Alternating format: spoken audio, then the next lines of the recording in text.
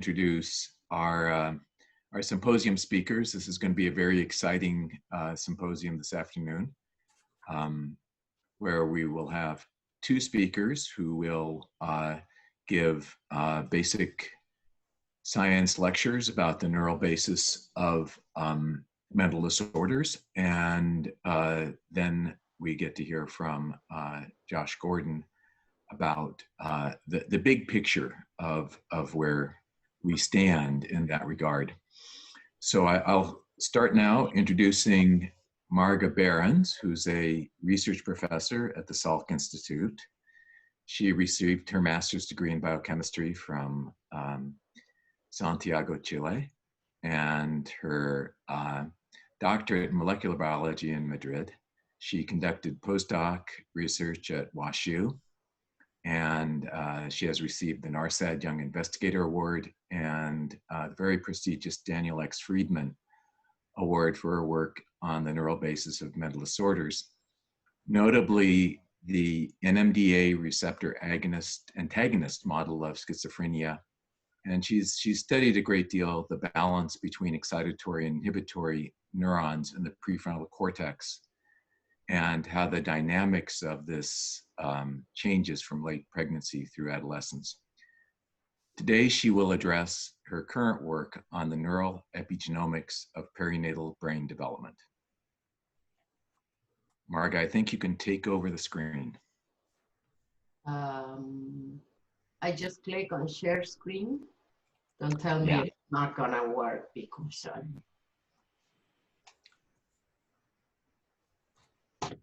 Megan, I think you can make it work. She has the ability to share her screen.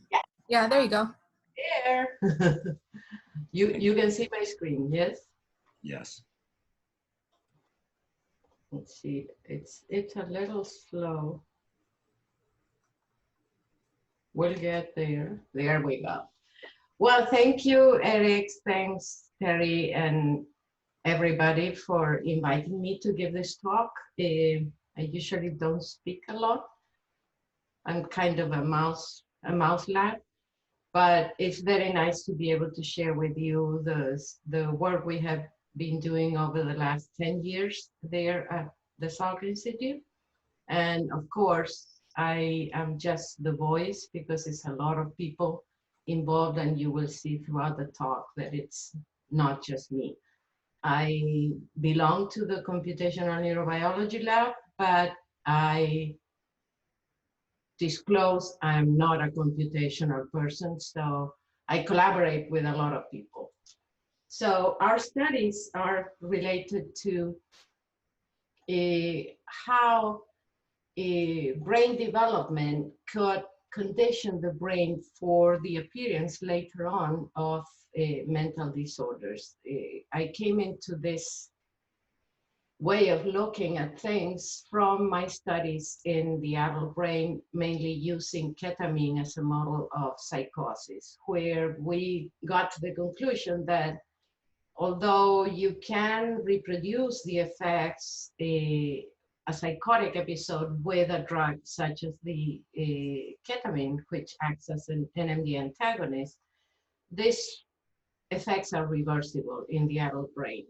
And so that's what brought us to think of when, during development, the circuit alteration starts. And as you well know, the brain development starts early during neurogenesis, and where you have neuronal migration, and at different stages of the gestation in humans, you have to start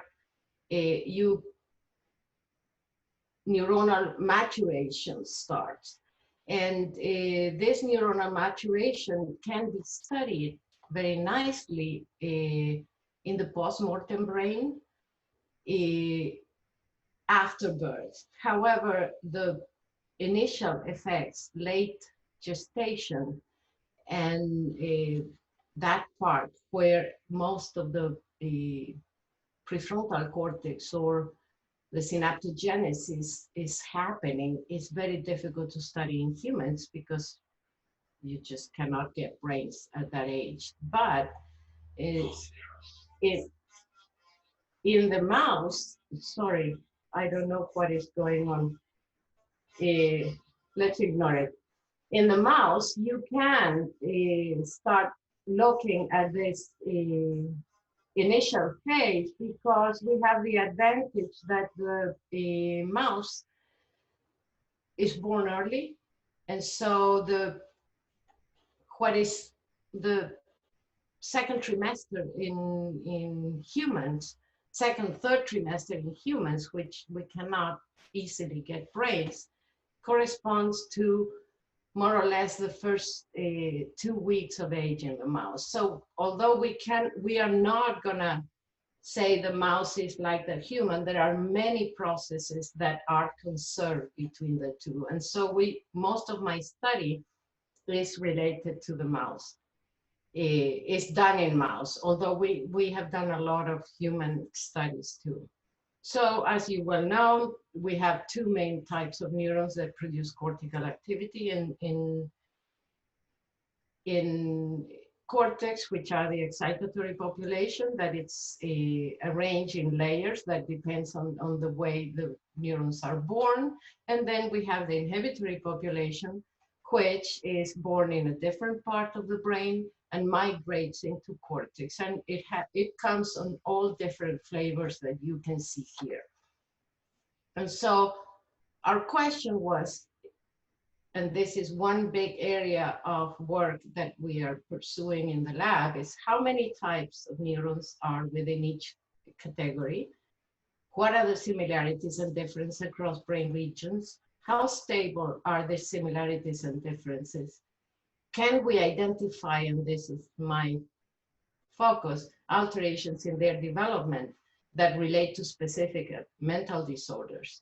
And the focus that we follow is, can we use epigenomics to study this? And what can you study through epigenomics? And so there are many techniques that will allow you to understand the way the DNA that codes for all the information on proteins in a cell can be studied. And so, for example, you can look at histone modifications using ChIP-seq. You can look at chromatin accessibility, which is open parts of the chromatin that are functional using a TAC-seq. You can analyze a RNA expression using a technique is called RNA-seq. Or you can also study higher order genome structure, such that, for example, a distal enhancer that acts on a specific site and controls the expression of certain RNAs. You can study it using HiSeq. And one of the things, and that is the focus of my talk, is you can study how the genome is regulated by a layer of, if you want, mostly repressive marks that will not change the underlying genome sequence, but will allow certain regions of the genome to be functional or not. And this is DNA methylation. How we study this, we have done studies using nuclei isolated from either human or mouse frontal cortex, and we do a nuclear isolation. We isolate, we separate this nuclei with a label, and which is a NUN, neuronal nuclei protein, and we use FANS, which stands for fluorescence activated nuclear sorting, and then we pick up this population, and on this population we isolate the DNA, do bisulfite conversion, which has the advantage that under this chemical reaction, all cytosines in the DNA are going to be transformed to a uracil and then amplified as a thymine or a T. But if there is a methyl group in that cytosine, it will be protected from this reaction. And so you get it as a C. And then you convert the genome, and wherever you have a C, you know there is a methylation site. This is deep sequencing, and it gives you detailed space resolution data that allows you to know exactly the context on where those methyl Cs are happening. And you can see that also that the DNA methylation happens into broad context, which is cytosines followed by a guanine or cytosines followed by anything but a guanine. And so in 2013, we showed that in the human and mouse brains, using those two regions, middle frontal gyrus in human and the frontal cortex in mouse, we saw a dynamic changes in DNA methylation patterns. And surprisingly, we found that this form, which is very rare of methylation, increases enormously in neurons, both in human and mouse with age. And it coincided that ramp up of accumulation of non-CG methylation coincided with the time of synaptogenesis in both species. And we further went, and this is work by my collaborator, Joe Ecker, we further found that this methylation patterns are very cell type specific. And so just analyzing broader classes of neurons such that excitatory parvalbumin positive or VIP positive to inhibitory populations, you could see, for example, that the GAT1 transporter that does the reuptake of GABA is demethylated in the inhibitory population, but highly repressed in the excitatory population here. And also that MCH correlated, the lack of MCH correlated very nicely with gene expression. And so at the same time, we found that if we join the analysis with a open chromatin, we can have an assessment of enhancer regions in the genome that could point to specific enhancer regions that define a certain population. And so this is just an example where you see the browser shot of the ataxic peaks and on the different populations and the methylation levels. And you see certain peaks that are specific to one neuronal population, and you see open chromatin and low methylation for the excitatory population, but no open chromatin peaks for the inhibitory population and high methylation levels.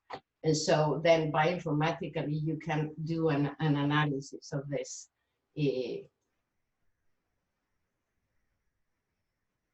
type of enhancers. And so this knowledge led us to propose the idea that you could record the epigenetic states of each of the neurons, and this way you would be able to identify the different neuronal populations. And that is the basis of the Brain Initiative funded project, which Joe Ecker and Ed Callaway are PIs, and Bing Ren and myself and Hongwan from USC and Eran Mukamel there at UCSD are all participants.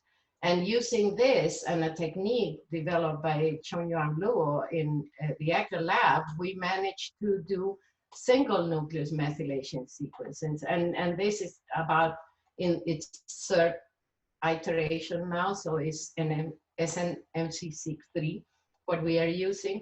But this allows you to analyze one by one the methylation patterns of this nuclei. And using this, we have been able to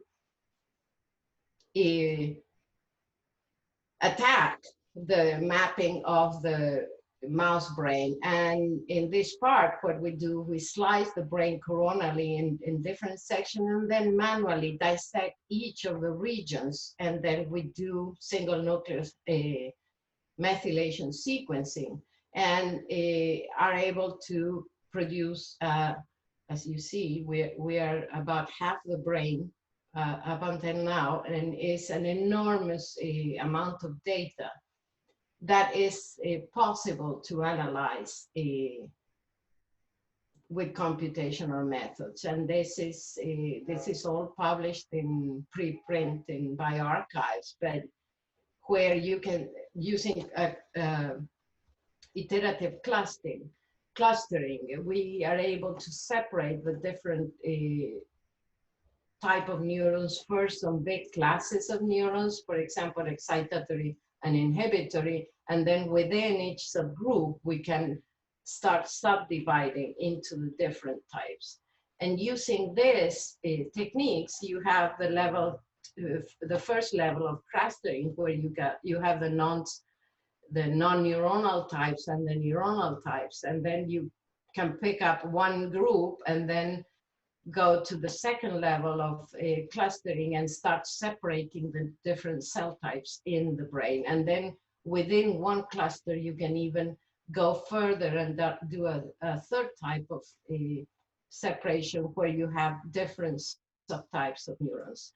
And one example, for example, is the excitatory neurons in cortex, where you not only find that they separate by layers, where this, here you have the different cortical layers, but there is also anterior-posterior separation of the different neurons. So we have information now layer specific, and also in the spatial positioning in the brain.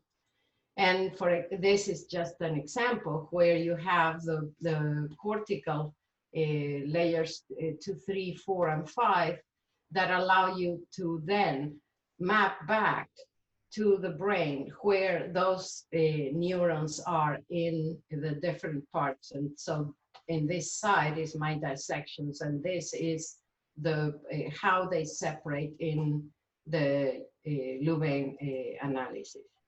So as you can see, the methylation patterns are able to identify a cell type, which means it's a pretty stable mark in the brain. These patterns are maintained quite stably. So the question was, when are these patterns established? Do the neurons come as soon as they are born with these patterns? Our original work said no. And so we went to look at when these methylation patterns appear, and also are there situations where you alter these methylation patterns and you create a brain that later on shows behavioral alterations or electrophysiological alterations that resemble what we observe in mental disorders. So as I had told you originally, non-CG methylation increases during the up until adolescence when the patterns become quite stable, and that's why we can use them for identifying cell types.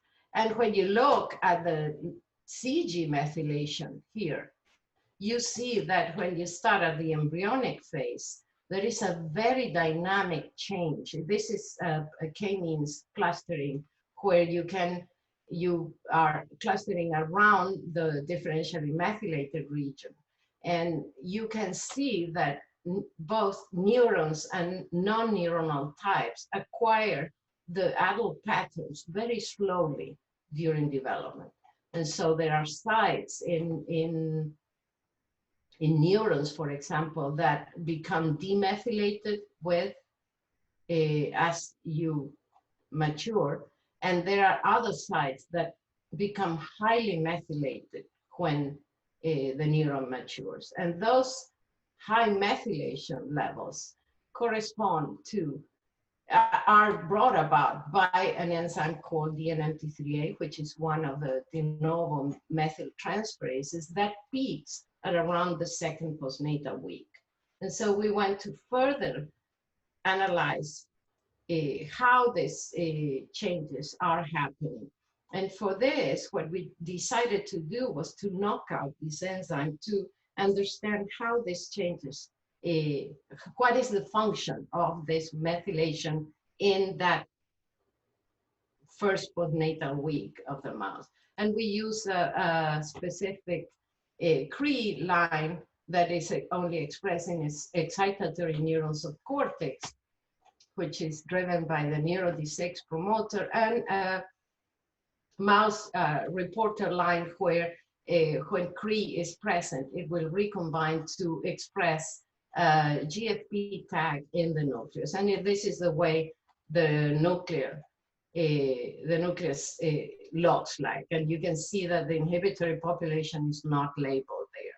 We isolate the brain, we separate by fans, and these are the neurons that we are looking for, where they are expressing NUN and also the GFP label. And then we are able to analyze the methylome of these neurons, and we can see here an analysis of how changes are happening with respect to a histone mark that is related to enhancers. So more active sites are shown in brown here, open chromatin, and where you see the methylation is decreasing, or when these sites are inactivated, you see an increased methylation of those sites. So there is a correlation between the open chromatin and the CG. And when we analyze all this data, we see that during development, there is a very clear effect on those genes that get methylated throughout development between in the first 2 postnatal weeks, which are all transcription factor sites that are related to early development of neurons, whereas those ones that are related to later maturation of neurons, which are shown in blue here, are those that get demethylated later in life. And so using this basis of the dynamic changes, we decided to use a model that is quite known in the mental disorder field, which is and it's very relevant to what is going on right now with the COVID, which is the maternal immune activation occurring after an influenza infection that is known to lead to increased incidence of mental disorders in the offspring of these moms that were infected with influenza. We can, instead of using the actual virus, we can use a mimetic of the virus, which is polyriboinosinic and polyribositidilic acid, or poly-IC for short. And that one was shown to bind to the TLR3 receptor at double-stranded RNA, where double-stranded RNA binds, and it induces what is, you probably have heard it on the news, this cytokine storm in the mom. And it was determined that it's IL-6 in the mom that triggers the whole cascade. And then you can reproduce this both in mice, rat, and also in monkey. You produce ASD and schizophrenia-like behavioral phenotypes. We are talking about animals, so it's not, but you can analyze this by alter social behavior or impair cognitive flexibility. And so in collaboration with Susan Powell at UCSD, in the Department of Psychiatry, we did the analysis of the offspring of mice treated with poly-IC, with the goal of looking now at the effect in the adult brain of these animals that were showing behavioral alterations. And we found that we had alterations in spatial discrimination and social approach in these animals. And this was an inverse correlation between the two. This is all work done by Dennis Amoreo and Susan Powell. And then we picked up the brains of those animals and looked at RNA-seq, and we found very few transcripts that were altered at that time. However, they were highly correlated with the behavioral outcome. And so the question was, is this because by the time we pick up the brains, which is the adult, the changes that happen because of the maternal infection are not present anymore? The neurons are in a different state, so you really don't find anything. Can we look early on, nearby, when the maternal infection occurred, and see whether we can find molecular alterations, or is it that it's always very mild? And so we want to look for this. And for this, we use this mouse line that I had told you before that allows us to isolate the nuclei by using fans.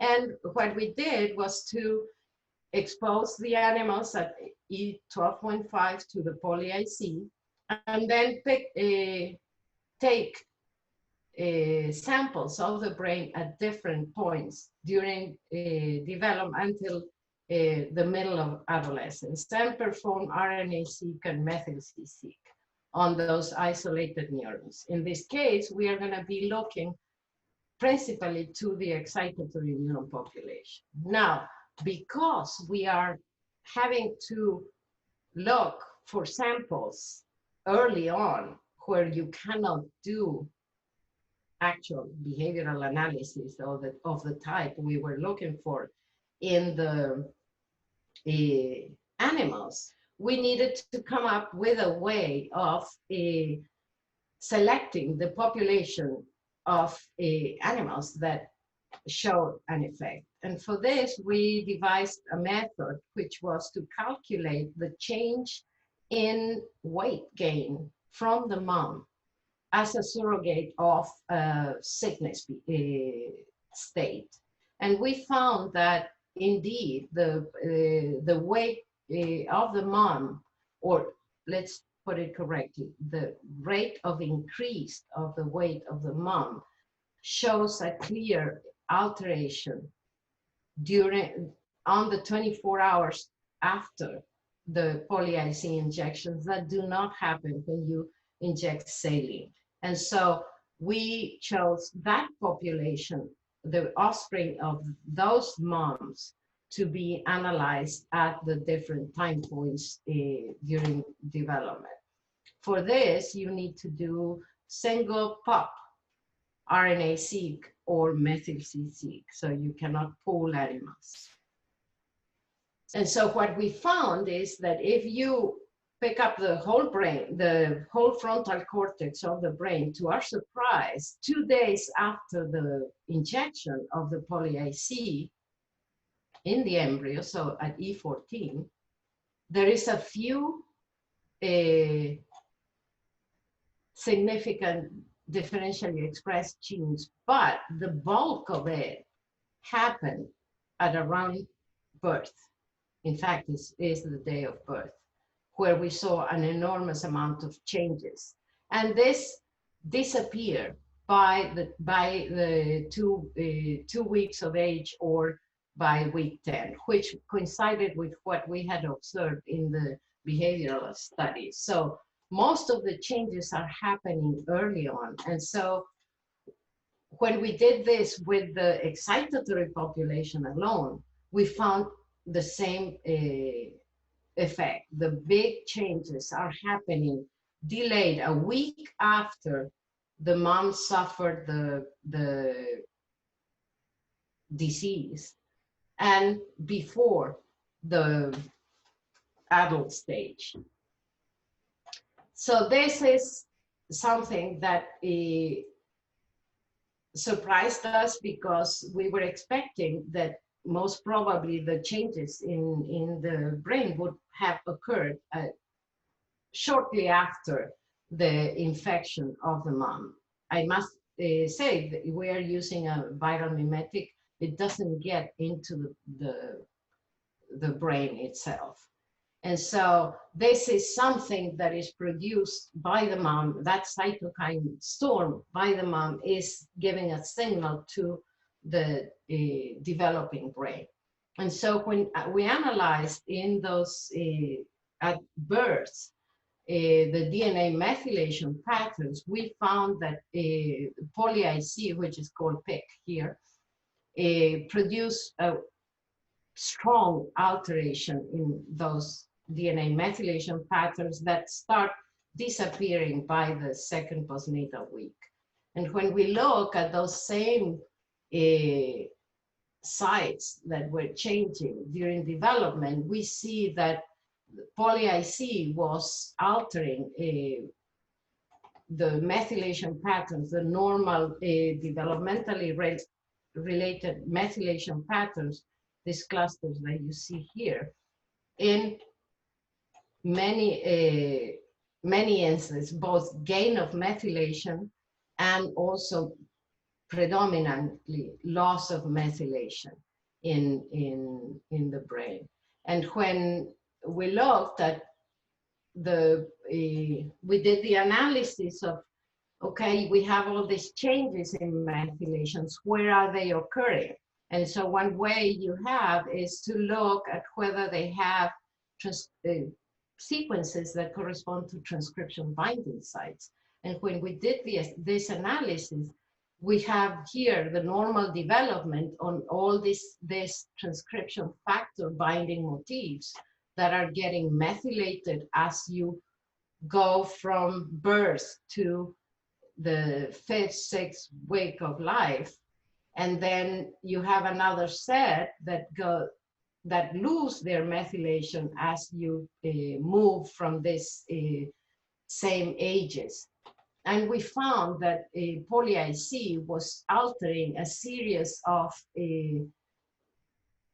these transcription sites, binding sites that correlated to, this is just to show that these are the transcription factors that are actually altered at the transcript level. And so when we look at this, you see that there is a big change in the program, the developmental program that is happening during that phase of development in the brain. And this is quite separate from the initial alteration of the produced by the infection. And then if you go look at the differentially expressed genes, we found a group of genes that are, as you can see them here, are related to the excitatory synapse. Remember, we are talking about here on excitatory neurons. And there were several of these genes that are known to be involved in are hits in autism spectrum disorders. So this, to us, is showing how the maternal environment can affect very specifically. It's not broad, it doesn't kill the brain, but it's affecting the way the brain is developing. And this could be behind the circuit alterations that lead to the behavioral alterations we observe later in the adult brain. So the next question is, well, what happens if we directly alter the enzyme responsible for this methylation during that phase of development? And so for this, we did a conditional deletion of DNMT3A, and we analyze the epigenomics of those neurons, the electrophysiology, and also the behavior. And so the late embryonic conditional knockout of DNMT3A in pyramidal neurons, the activity of this enzyme is happening in those first 2 postnatal weeks. And there were conditional knockouts where the knockout was driven by the nesting promoter. The nesting promoter is active very early, and it affects a widespread amount of CNS cells. And these animals are very sick. They die by the 10th week of age. And for us, this was not a good model to go after if we wanted to look at the later effects of the deletion. So we look for other Cree drivers, and this is a reason why we use Neuro-Dissect, because it only labels the excitatory neurons in cortex, and its expression starts later on. And we use the same system as before to isolate the excitatory population. And in this case, we used 2 Cree lines. One was the Neuro-Dissect, which managed to block the increase in non-CG methylation that we knew happened during that 2nd postnatal week. And then another Cree line that also turns on, but later than Neuro-Dissect, which it's around P5, P6. And this one was not able to block that sharp increase in DNMT3A. And so we didn't observe the effect. So this was telling us already there is this methylation occurring during those 2 first postnatal weeks are very important for the patterns that you observe in the neurons later on. So using the Neuro-Dissect line, we analyzed the RNA expression in the excitatory neurons, and we found a large amount of genes that were altered in those neurons. And the top categories on those differentially expressed genes corresponded to neuronal development and synaptogenesis. And if you look here, these are differentially expressed genes related to dendrite morphology, and you can see that there is a large amount of genes that are involved directly: cankinase 2A, citron, NMDA receptor, the shank proteins that are related to the excitatory synapse. So this led us to believe the physiological characteristic of these neurons should probably be altered in these neurons. And also we wanted to look how are those dendrites formed. And so what we found was that the neurons produce dendrites and spines as one would expect, but there is a decrease. There is sort of a shift towards the immature neurons in this in the knockout animals, as if the methylation that is occurring in the genome during that phase of the first 2 postnatal weeks is giving a signal to the maturation of the neurons. When you lack that, the spines remain immature. And also the electrophysiology showed us this neurons show they are what we call lazy, in the sense that you require more voltage to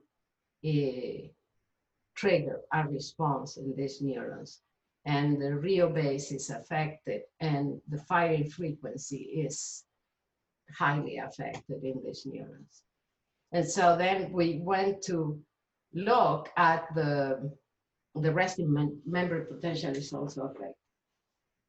And we went to look at the behavior of these animals, and we find that it's not huge, but we see very clear alterations in acoustic startle. We saw social interest was affected mainly in males, and the working memory, as assessed by the Y-maze, was also affected. So all this cascade of from the molecular signatures down to the behavior of the animal is showing a certain pattern of alterations. And so this confirmed to us that those methylation patterns that we use later on in the adult brain to identify those neurons, they are very important for the way the circuit is formed in these animals. And then when last, of course, we looked at the methylation patterns, and I'm not going to talk a lot because there's very little time, but non-CG methylation is totally gone in the knockout, but also CG methylation was affected. And mostly the effects occurred at enhancer regions. And when you look at the accumulation of transcription binding sites that are affected by the methylation, again, we find many of those transcription factor binding sites that are involved in development of the neurons that are affected by this change, by the lack of DNA methylation. One important thing that we found was that,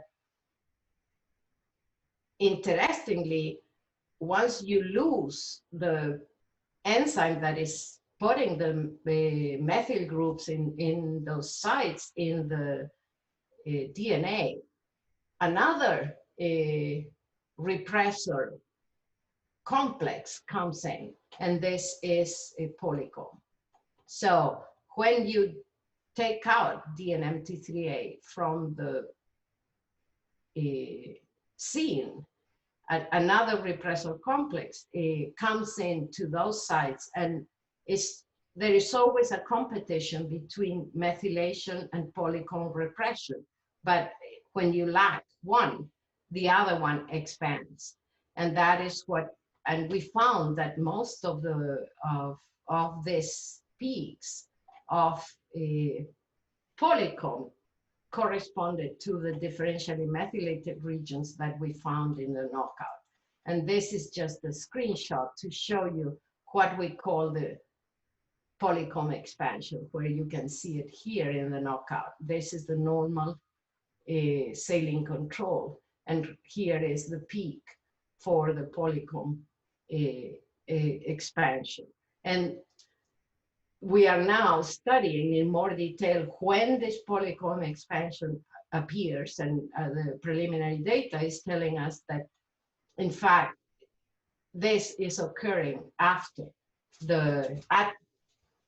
between P0 and 2 weeks of age. So there is a whole program, epigenetic program of repression that balances both DNA methylation and polycomb repression that is going to give you the final product of the neuron that is going to be the active neuron you have in the adult brain.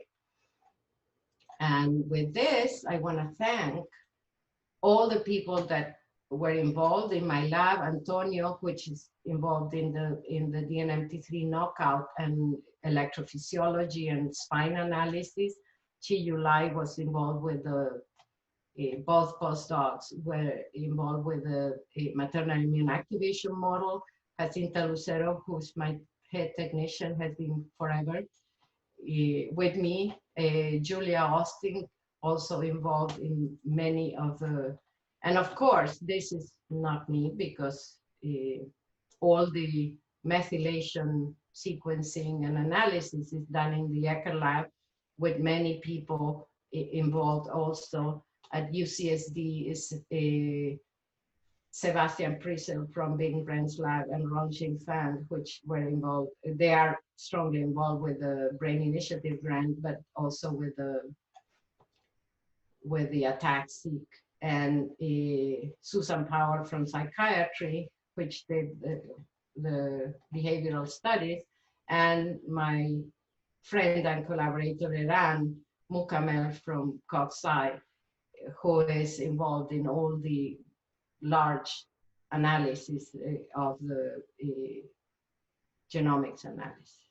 And without forgetting, we have been funded nicely by many institutions, and also by the CAVLI that allowed us to do the electrophysiological studies in the DNMT3 knockout.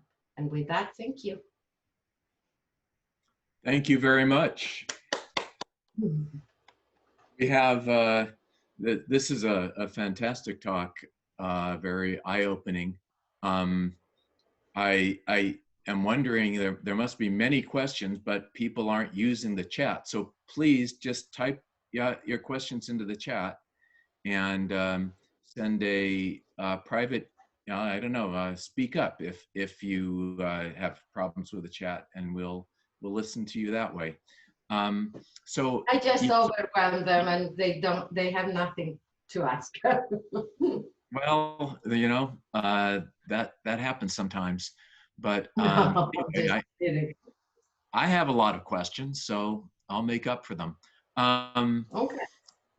I just want to start. You mentioned briefly COVID and the cytokine storm that often comes with it. Fortunately, not all that often in pregnant women, but perhaps enough to cause a epidemic of autism and schizophrenia 15 years from now. Did I get that right?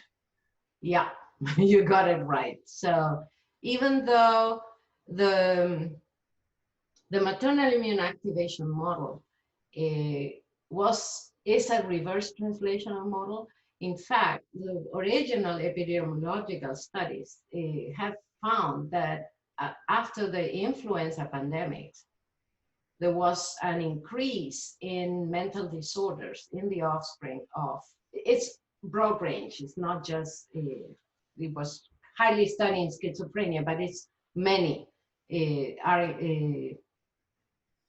are increased in that population.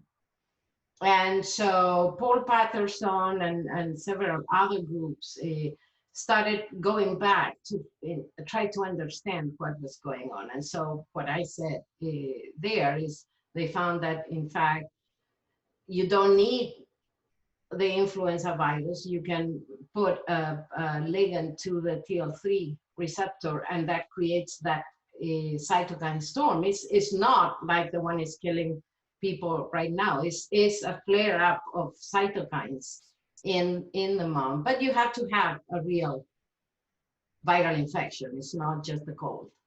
And they discovered that IL-6 was responsible. They know that it's IL-6 acting in the placenta, and the placenta is sending some other signal that affects the development of the brain. But the virus itself did not reach the fetus. So it's not Zika virus. It's that maternal immune activation what is causing the effect. So it's a very old model. We didn't invent it. We just managed to find a way to analyze early on, because unfortunately it was too difficult to look at changes that are happening before the behavioral manifestation, and mostly in mice. You cannot, by the time you train the animal, it's an adult, so you cannot look for behavioral studies that would allow you to select those animals that are showing the alteration. And one of the worrying things is for the current pandemic is what is going to happen. And so This is a double-stranded RNA virus, it's influenza, mimic. But one of the things we want to do is try to see whether we find similar effects when you do a single-stranded, like the coronavirus, like SARS-CoV-2. So I have a brief follow-up, and then Terry has a follow-up, and then Nick has a question. Would that suggest that you should do something clinically with the women now who are pregnant and get infected? Well, that was, but yeah, you have a developing brain going on. So yes, something should be done. Most of all, keep the pregnant mom at home. Avoid the infection. That's the best. But if you get the infection, it's probably very important to focus on controlling that cytokine storm. That would be from a basic researcher point of view. The clinicians know much more, and I guess Gordon, when he talks, I don't know if he is in listening to the talks, but I don't know, you know, do you give dexamethasone? I don't know how good is dexamethasone in a pregnant mom. Those is really beyond my knowledge, but somehow control for that storm, it would be, I think, quite important. Yeah, Terry. That's fantastic. You know, this is really developed. Now, you mentioned earlier that you had the interest in the ketamine model, and that implicated the interneurons, the basket cells, PV cells. But now the work that you've done with the maternal infection model seems to point at the excitatory pyramidal cells, that glutamate synapses. So how do you balance those two? I mean, let's put it this way. I do not think it's one.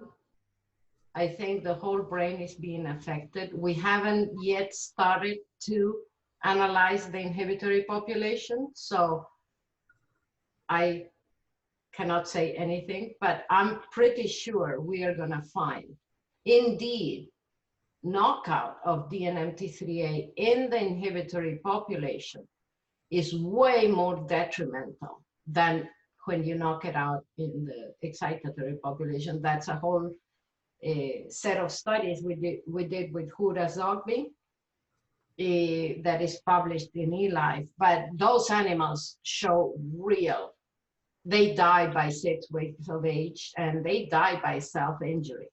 So those brains are really affected.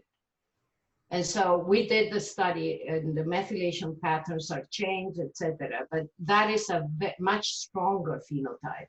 And we know that you can affect the excitatory population, and the effects are milder. When you affect the brakes in the brain, is when you get much stronger phenotypic alterations. So whenever you hurt the GABAergic system, it really has a way more profound effect. So I haven't run away from the inhibitory neurons.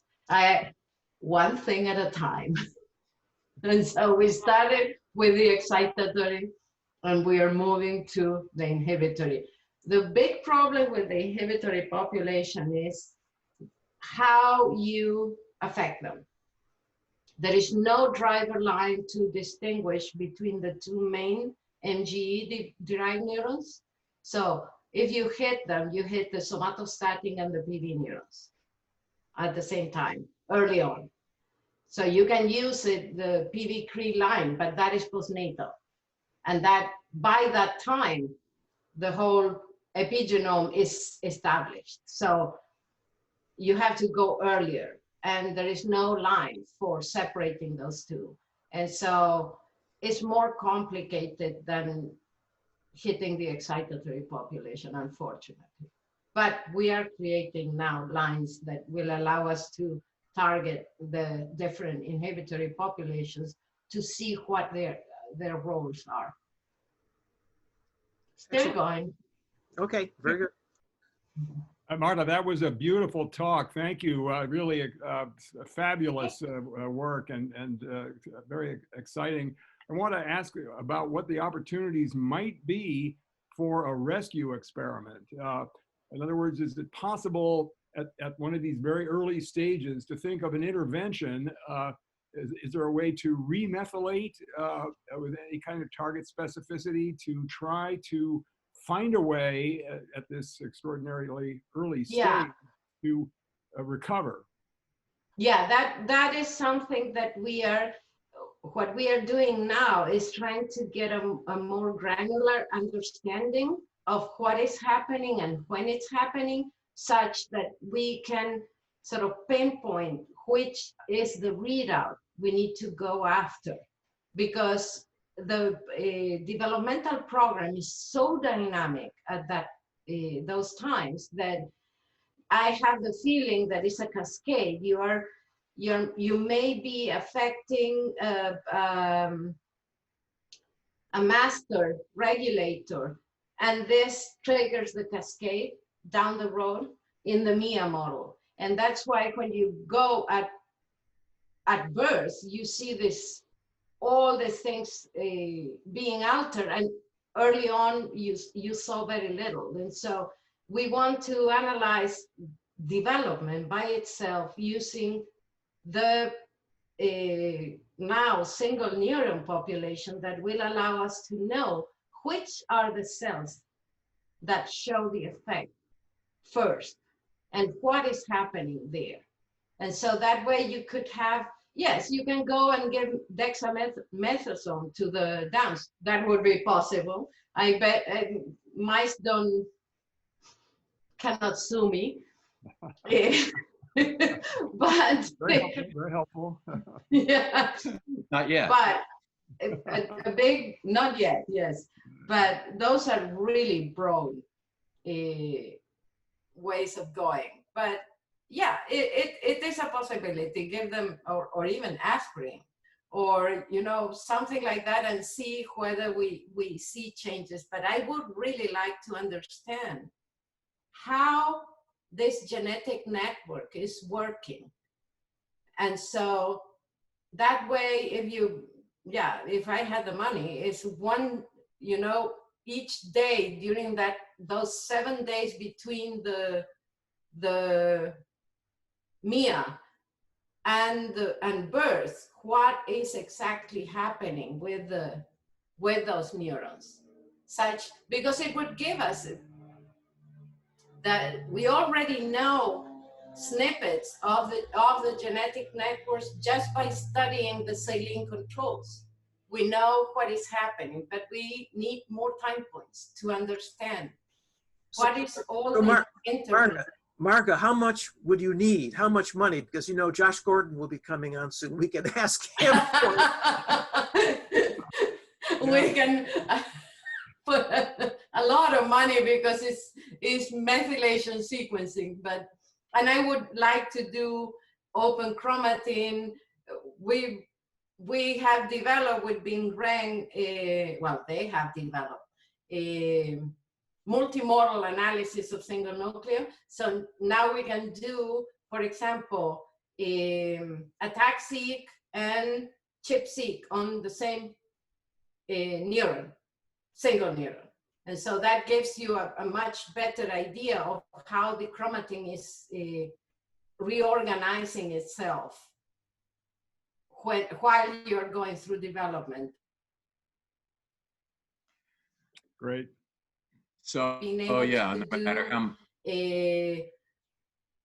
chromatin capture and methylation. And so that would allow you to start understanding very nicely how all these changes are happening as the neurons pass from one state to the next in their developmental process. And what are the important points where if it goes wrong, the neuron is still a neuron. The animal doesn't die, but it's a little bit not well. Mm-hmm. It's a lot of dreams, but somebody will do it. Well, no matter how much it is, it's much, much less than the cost of mental illness by many orders. That is for sure, but I tell you, they have a hiccup each time we come with our grants. Yeah. So thank you very much. I will applaud you. It's all silent, you can imagine. And I think we're ready for the next talk then, unless somebody speaks up. And I don't know if no? in the chat there were anything. No, I think it's maybe some sort of virtual suppression. I'm not quite clear on that. But yeah. Let's move on then to our next talk. And I will introduce, thank you again, Byungkook Lim, who is an associate professor of neurobiology at UCSD. Professor Lim received his PhD in molecular and cell biology from Cal with Mengming Pu. Hi, and carried out his postdoc training at Stanford with Robert Lemenka. He is a recipient of various honors, including an NIMH Behavioral Research Award for Innovative New Scientists, Brains Award, and his laboratory studies the role of basal ganglia circuits in drug, feeding, depressive, and other disorders. So today he'll address dissecting molecular and circuit mechanisms underlying cocaine seeking after withdrawal. I think you can just take over there. Okay, I will see whether I can share this. Can you There you see go. my screen? Yep. Okay, great.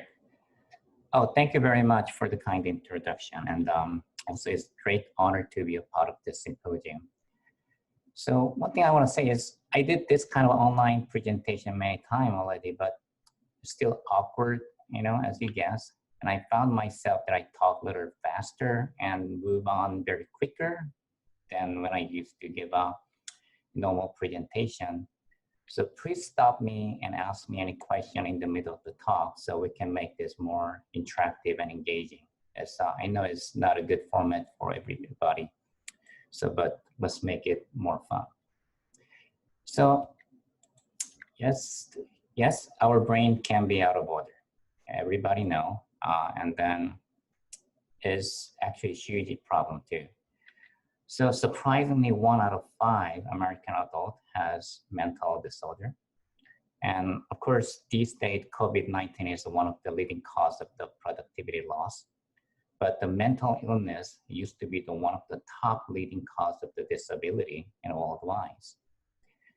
You know, the genetic defect, especially during development, as Margaret mentioned, may be one of the major reasons for the many mental disorder.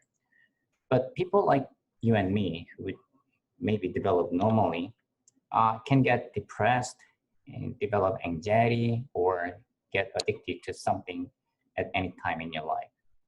So meaning that we are all vulnerable to the mental disease, especially when it's associated with the drug stress, especially in this hard time.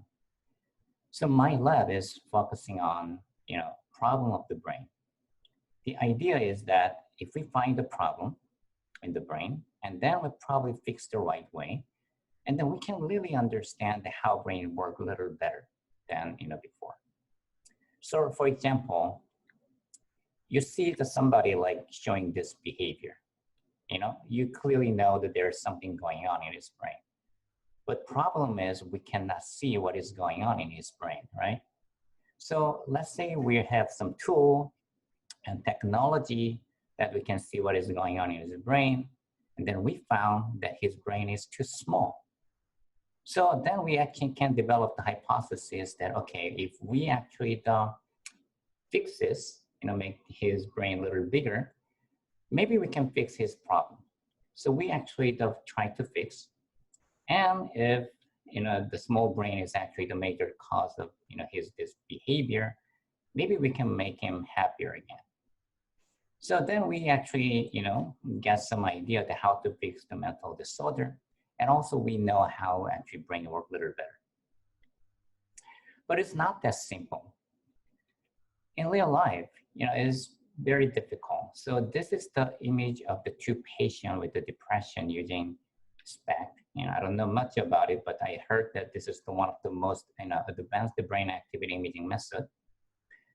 So both patients show very similar depressive behavior, of course, and actually they are given to the same medication. So they're actually same medication is given to them. So, but as you can see, the pattern of the activity are totally different. This means that even the same, the patient with the same, similarly diagnosed may have a totally different mechanism underlying those disease.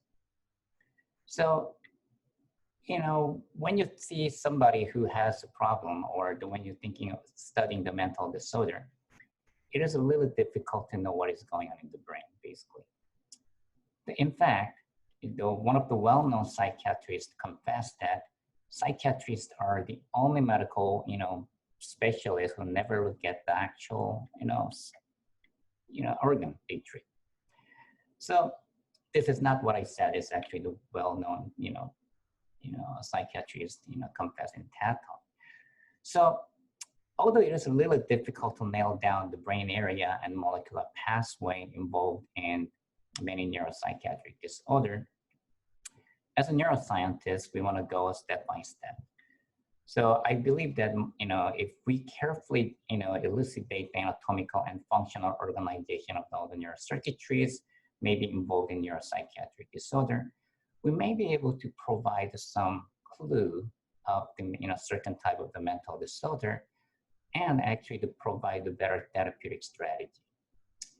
So my lab is actually working on those ideas, the dissect circuitry, and then actually find some circuit that is associated with a certain type of the behavior defect. So we did we actually studied an animal model for the depression-like behavior, Parkinson's disease. And today I will talk about the drug addiction. So drug addiction is actually the disease.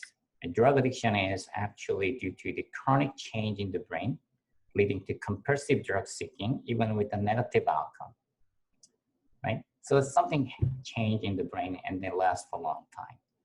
Of course, this is a huge burden to the individual life, but also it's a huge burden to the society. So drug abuse costs the United States $100 billion in healthcare, crime, and lost productivity. So it is a very important problem and a very actually serious problem. So what is happening with the drug? Why people looking for drug, even with the negative outcome? So drug, of abuse, and all, mostly known drug abuse hijack the brain rewarding circuitry. So basically it augments the rewarding signal in the brain. Rewarding signal is good when you have a normal food or some treat. Yeah, you got reward, and then it's a certain type of the brain signal is activated. But drug of abuse actually augment that. So one of the most well-known signal, associated with the reward is a dopamine. I guess a lot of people heard about the dopamine. In fact, actually, the most of the drug abuse, including cocaine, morphine, and amphetamine, are actually strongly associated with interact with the dopamine signal. So today, we'll focus on one of the most well-known drug of abuse, cocaine. So it was extracted from the coca plant, like about 200 years ago, and initially used as a medication. And they thought there's a sensational medication they tried to use in almost every possible way. And they found that it actually has many other properties potentially beneficial to human. So its application become bigger and bigger. And then Freud even promoted the cocaine as a cure for sexual impotence and depression. And then at some point so actually the cocaine was even in our daily drink, Coca-Cola, right? So actually they said this is the best brain and nerve drink ever because it contained cocaine. And of course, I guess the Coca-Cola at the time must be dominating the drink industry then, and now. But later they found that this cocaine has a very strong addictive property, and then actually in early 70s, actually strictly prohibited in United States. But how actually cocaine works? Of course, like I mentioned, that it actually interacts with the dopamine circuitry. So this is a dopamine action, axon fiber. So when reward information comes in, an action potential leads to the terminal of the dopamine fiber, and dopamine is released at the synapse, and then dopamine binds to the dopamine receptor, send the signal downstream to activate this dopamine receptor expressing neuron. But this dopamine at the synaptic cleft is actually removed very quickly by the dopamine transporter. Cocaine directly binds to this dopamine transporter, so actually to block the reuptake of the dopamine at the synaptic cleft. It means that when you have a cocaine at the synapse, dopamine stays a little longer than it used to be. So actually it augments the reward signaling by increasing the concentration of the dopamine and time of the dopamine at the synaptic cleft. So to make you happy. But how actually it become bad? So here is actually a stage of the drug addiction, right? Cocaine make you happy. So usually people start using drug of abuse, including cocaine, to make you happier and to have fun, to have more fun. So one-time use, one-time recreational use may not, induce the drug addiction, but repeated and chronic use of drug can actually become an issue. Let's say if you actually repeatedly, chronically use cocaine, you will not get reward from the normal food and daily life, except the drug. You keep looking for drug, and you need more drug to make you happy because of the development of the tolerance. So more and more, actually, you will never get happier except the drug. You're looking for more drug. So that's become a huge issue. And then yourself and your family or your friend, okay, you have a problem, and they put you in the rehab center and detox program. Hopefully, staying away from the drug for a long time and detoxing yourself can make you recover from drug addiction, right? But it's not that simple. Actually, in many cases, actually, you looking for drug again, you relapse. So another surprising thing is, it's actually very common. It's 85% of the drug addict relapse within a year, even after the long abstinence. Even after the detox program, 66% of the people actually relapse within a month. This is a huge number. So meaning that something happened in your brain after the chronic use of the drug, and then that change lasts for a long, long time. And then actually it make you really difficult to get away from the drug addiction. So important question for neuroscientists like me is that what is the brain mechanism underlying this relapse, right? What is the molecular pathway or circuit mechanism that actually inducing this, higher rate of the relapse? So we thought that if we understand the molecular mechanism and circuit mechanism, maybe we can provide the better clue to develop the better strategy for the, curing drug addiction, right? So that's our goal. And actually this is the one case of the drug addiction, but that's our goal of my lab in studying the neuropsychiatric disease, animal model for the neuropsychiatric disease. So to dissect the circuitry in the brain associated with the drug addiction, of course, the starting point is a mesolimbic dopamine circuitry. So dopaminergic neurons are specifically localized in the brain area called ventral tegmental area. And then they have a strong innervation to the nucleus accumbens. And in fact, the nucleus accumbens have a higher expression level of the various dopamine receptor. So involvement of the VTA and the nucleus accumbens in drug addiction has been studied for a long, long time, has a long history of study. However, how the drug-induced neuroadaptation in nucleus accumbens VTA has influence to the other brain area has not been fully elucidated. So that's the issue. And when you're focused on certain type of brain area, you don't really know what is going on in outside of the brain. So, my goal is like to understand how those change happening in accumbens or VTA or has influence in the other brain area, how they're connected to each other. So in this work, I'm focusing on the brain area called ventral pallidum.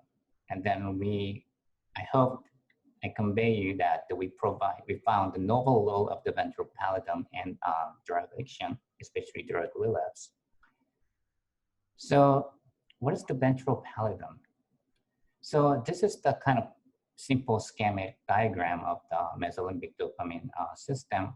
So like I said, dopaminergic neuron in the ventral tegmental area send a strong projection to the nucleus accumbens.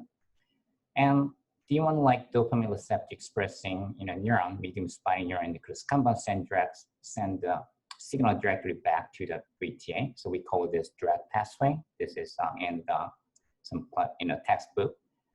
And then the other one is a D2 like dopamine receptor expressing medium spiny neuron, send the projection to the ventral pallidum, and then ventral pallidum project to the VTA. So we call this indirect pathway.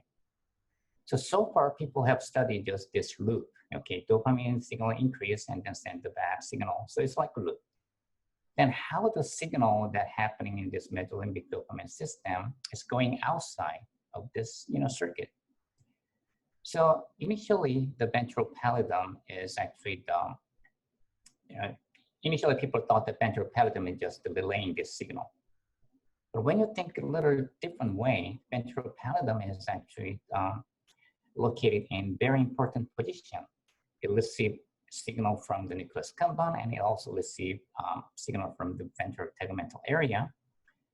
And at the same time, it actually receives input from various brain areas. So it doesn't actually relay this signal, it's actually regulated by the other brain area too. And the more interestingly, the ventral pallidum is actually send the signal outside of this, liver circuitry. It sends the signal to the lateral hypothalamus and lateral habenula and also other thalamic area. So now actually people realize that ventral pallidum may be the important output nuclei of the liver circuitry. And then because it's a part of the liver circuitry, they are actually directly encoding the motivational signal and emotional signal. And also the cells here is regulated by the many reinforced behavior. Recently we published a paper that some specific change in the ventral pallidum is associated with the different subphenotype of the depression-like behavior in the animal. So based on this role, it is not surprising that the ventral pallidum is, involved in the drug addiction. So in fact, the lesion, many studies, including the ventral pallidal lesion and the GABAergic agonist infusion into the ventral pallidum can decrease the drug seeking, right? And other group, including the Gary Aston Johnson's group, show that chronic inhibition of the ventral pallidal to the VTA projection may block the cue-induced cocaine reinstatement. And then other, optogenetic manipulation shows that different input from the nucleus accumbens to VTA may be also involved in the drug addiction too. But this old actually the report is more like artificial manipulation. Lesion, infusion of the agonist, and this chronic manipulation. So we don't really know actually how those ventral pallidal circuitry is actually modulated during the actual cocaine addiction. So to mimic those cocaine addiction stage in the human, as I mentioned, this is the human addiction cycle, the recreational use, chronic use, and abstinence, and then going back to the relapse. To mimic this idea in animal model, so we actually, this is actually our system. We actually make them acquire the cocaine self-administration, and then we put them into their home cage. So, they make them stay away from the drug for a long time. And then actually when we introduce the mouse to the same chamber or stress, and then they usually looking for drug again. So this is our actual behavior. So first 10 days, actually here is the behavior box. This is the 2 nose poke. The 1 nose poke is active nose poke. So when mouse poke the active nose poke, actually the directly infuse the cocaine. But when the mouse poke the inactive nose poke, it doesn't get cocaine. So first 10 days, actually we train the mouse to actually self-administer the cocaine by pressing the active nose poke. And then actually the 11th day, actually we measure their progressive leisure, so measure their motivation. After that, we give a 2 week of the abstinence, so stay away from the drug. And then 2 weeks after this self-administration, after 2 weeks of withdrawal, we put the mouse in the same chamber, but in this time we don't infuse the cocaine. Just like see how much they poke, how much they do the active nose poke, right? Just we call that cocaine seeking. So in this case, actually the day 1, FR1, actually yes, actually though, like as I mentioned, when they poke the active nose poke, actually they infuse the drug. But during the training, when actually getting to the 8 days, they only poke the active poke without poke. Very small number they poke inactive poke. Basically, they are actually the self-administered the cocaine. So like I mentioned, we are interested in the different stage, the molecular and circuit change at different stage, especially the relapse, like withdrawal, after withdrawal. So with this self-administration model, and then we actually measured the molecular change in the ventral pallidum. In all the RNA-seq and the methyl-seq are so expensive, so we didn't have much money at the time. So we actually look at the level of the dopamine receptor in the ventral pallidum at the different stage of the self-administration using quantitative RT-PCR. We actually did the more GPCR, but I just want to show you the dopamine receptor here. So here in this graph, we actually did qPCR right after the 10 days of self-administration. And this graph, we did actually 2 weeks after the withdrawal. As you can see, dopamine receptor 3 levels are selectively increased after the 2 weeks of withdrawal. So this is surprising in ventral pallidum. Actually, we did the same experiment in the nucleus accumbens. We didn't see this kind of huge increase after the withdrawal. It means that sometime during this withdrawal, somehow the dopamine receptor 3 is selectively increased without affecting the level of the other dopamine receptor.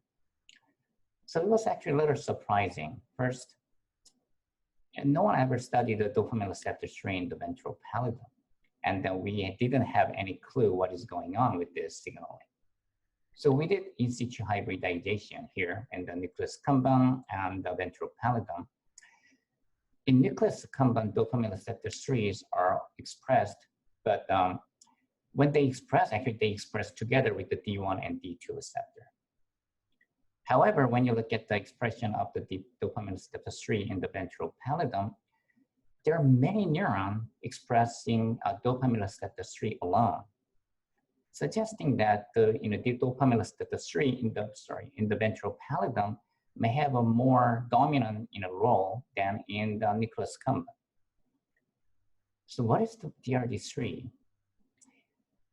The DRD3 receptor is actually D2-like receptor, has a homology with the DRD2 receptor.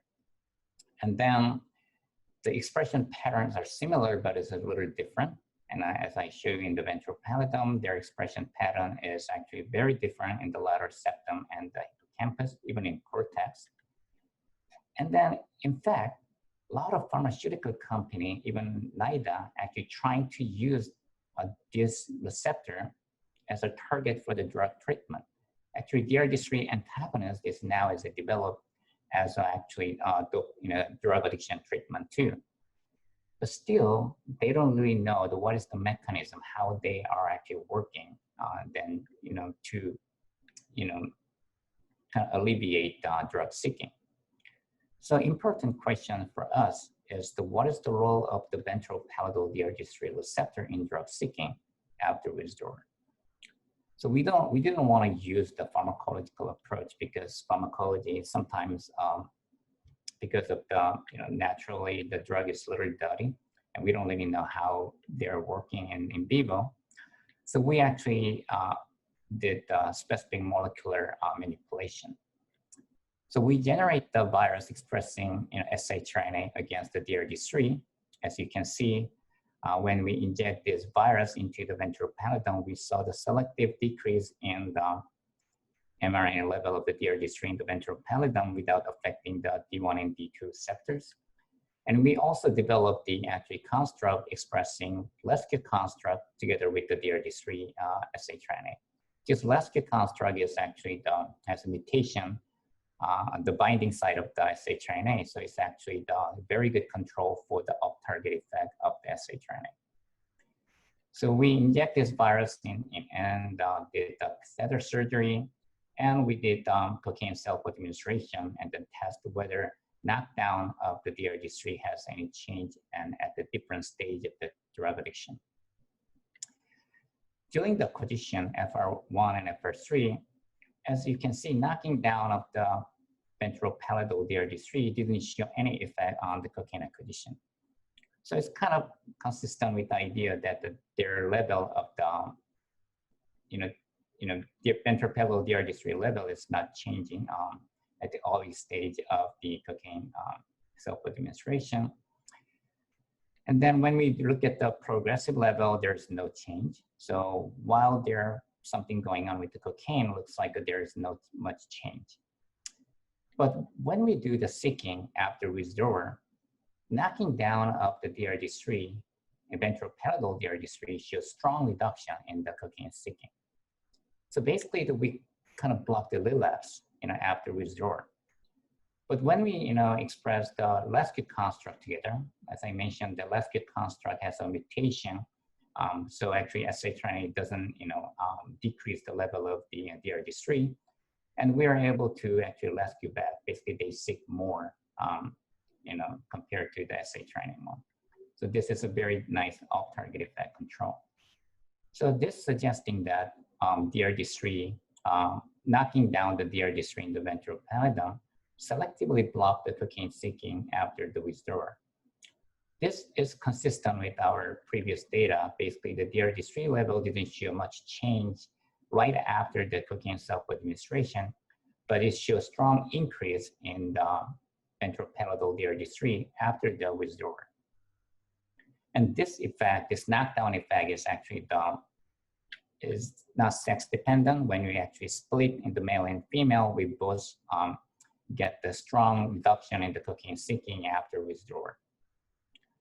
So, okay, knocking down this molecule in the ventral pallidum is actually blocking the cocaine seeking. Then what is the role? How the DRG3 affect the neural function? So to understand, plasticity mediated by the DRG3 in ventral pallidum, so we designed the virus expressing the DRG3 shRNA in tree-dependent manner. And then we inject this virus into the ventral pallidum of the DRG3 tree animal. And actually, we did the patch clamp recording 2 weeks after the cocaine self-administration. As you can see, the 2 weeks after the withdrawal from the cocaine in this control group, there's a strong increase in the excitability when you look at the red. And then also the strong increase in the EA ratio. EA ratio is kind of ratio of the excitatory synapse over inhibitory synapse input. So meaning that this withdrawal actually increased the activity level of the ventral pallidal DRG3 expressing neuron by increasing the firing rate and increasing the EA ratio. But when we knock down the DRG3 in this neuron, actually this cocaine-induced increase in the firing rate is reduced, and also the EA ratio is reduced. So it looks like the cocaine-induced, actually withdrawal-induced increase in this neuron is maybe mediated by DRG3. to further confirm that we actually overexpress the DRD3 in this neuron without any cocaine experience, we found that overexpression itself can increase the firing rate of this neuron and the EL ratio. Strongly suggests that the DRD3 is actually changing this ventroparietal DRD3 neuronal activity. And then we think that cocaine is actually, the DRD3 is actually mediated by, cocaine-induced change is mediated by this ventroparietal DRD3. But this is all ex vivo measurement. We don't really know what's happening actually in vivo during the development and during the behavior. So we actually directly measure the activity of the ventroparietal DRD3 neuron using a technique called the phybophotometry. So here we developed the virus expressing GCAM, which is genetically encoded calcium indicator, the great for the measuring the activity using the phybophotometry.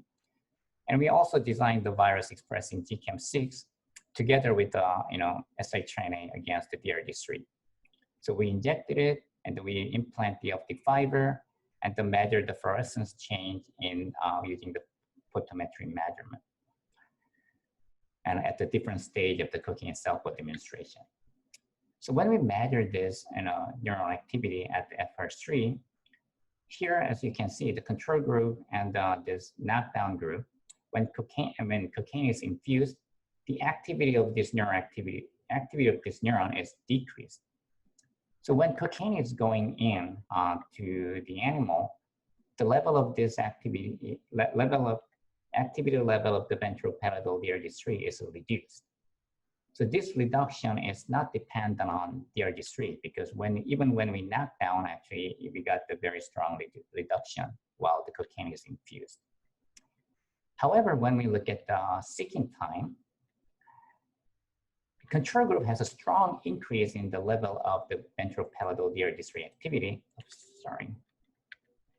But when we knock down this DRD3 in this area, actually this strong increase is reduced. So it's consistent with our previous data. Basically, after the withdrawal, actually DRD3 signal is kind of kick in and then actually modulate the activity of this neuron and induce the cocaine seeking. And when we actually introduced the same mice to the different chamber, actually we didn't see much change. So this is somehow like a cue-induced, relapse is actually associated with this ventroparietal DRD3 neuron activity. The next question is, okay, we saw the increase. How about what happened when we knock down, basically the decreased activity? So we did chemogenetic manipulation. This HM40 is inhibitory drug. So when we inject the CNO into this animal, actually HM40 is activate and then actually silence the neural activity. So we actually inject this virus into the ventroparietal DRD3 neuron, and then 2 weeks after, when we inject the CNO and then perform the seeking test, indeed we found that silencing this neural activity inhibit the cocaine seeking after withdrawal. So it's very interesting. So now we know that the withdrawal after the cocaine self-administration increased the level of the DRD3 in the ventral pallidum. And the ventroparietal DRD3 neuron activity is enhanced after the cocaine withdrawal, maybe mediated by the DRD3, increase the level of the DRD3. And then we found that chemogenetic silencing of the ventroparietal DRD3 neuron blocked the cocaine seeking after withdrawal. It's great. So we found that some kind of cell type that may be very important for the cocaine relapse after withdrawal. Then other question is how this increase the dopamine receptor 3 expressing neuron ventral pallidum has effect on the other circuitry in the mesolimbic dopamine system, especially the dopamine release to the nucleus accumbens. To get the idea, actually we did some kind of HIF and CFOS staining. We actually inject the GAP as a control and then knock down the siRNA, same way we did. And then after the withdrawal, we put mouse back to the self-administration chamber. After like hour later, we did the CFOS staining. So interestingly, when we knock down this ventropalatal DRG3, the level of the CFOS in the latter part of the VTA are selectively decreased, not much in the medial part. We know that this day, from my, postdoc work and this work, we know that the different brain area, different ventropalatal, different VTA area actually send a different projection. They may be involved in different rewarding signal. But it was very interesting that specifically the latter part of the VTA are selectively decreased. So to get further idea, we wanted to measure the dopamine release to the accumbens directly. To do that, actually, we used a dopamine sensor called a GRAPDA. So GRAPDA is actually D2 mediate dopamine sensor developed by Yurong Lee in the Peking University. So when dopamine binds to this sensor, actually it changes the fluorescence. So by looking at the fluorescence, we can kind of measure the dopamine release. So we inject this virus into the nucleus accumbens lateral part because lateral VTA actually sends a strong projection to the lateral part of the accumbens. And we also inject this sensor into the ventral pallidum. This ventral pallidum dopamine level in vivo has never been measured, especially during the cocaine self-administration. And then with this measurement, using the phybophotometry method, we can kind of measure the dopamine release with this sensor in real time and at the different stage of the cocaine self-administration. So during the acquisition, what we found is that we didn't see much change in the dopamine release, either control group or the group that we knocked down the dopamine receptor 3 in the ventral pallidum. So here, as you can see, that we found a strong increase and the sharp decrease in the dopamine release in nucleus accumbens after cocaine infusion. This is kind of known for, with a different method, this sharp drop may be due to the high concentration of the dopamine transporter in the nucleus accumbens because they have a much dopamine fiber. On the other hand, in the ventral pallidum, we found a prolonged increase in the level of the dopamine in the ventral pallidum after cocaine infusion.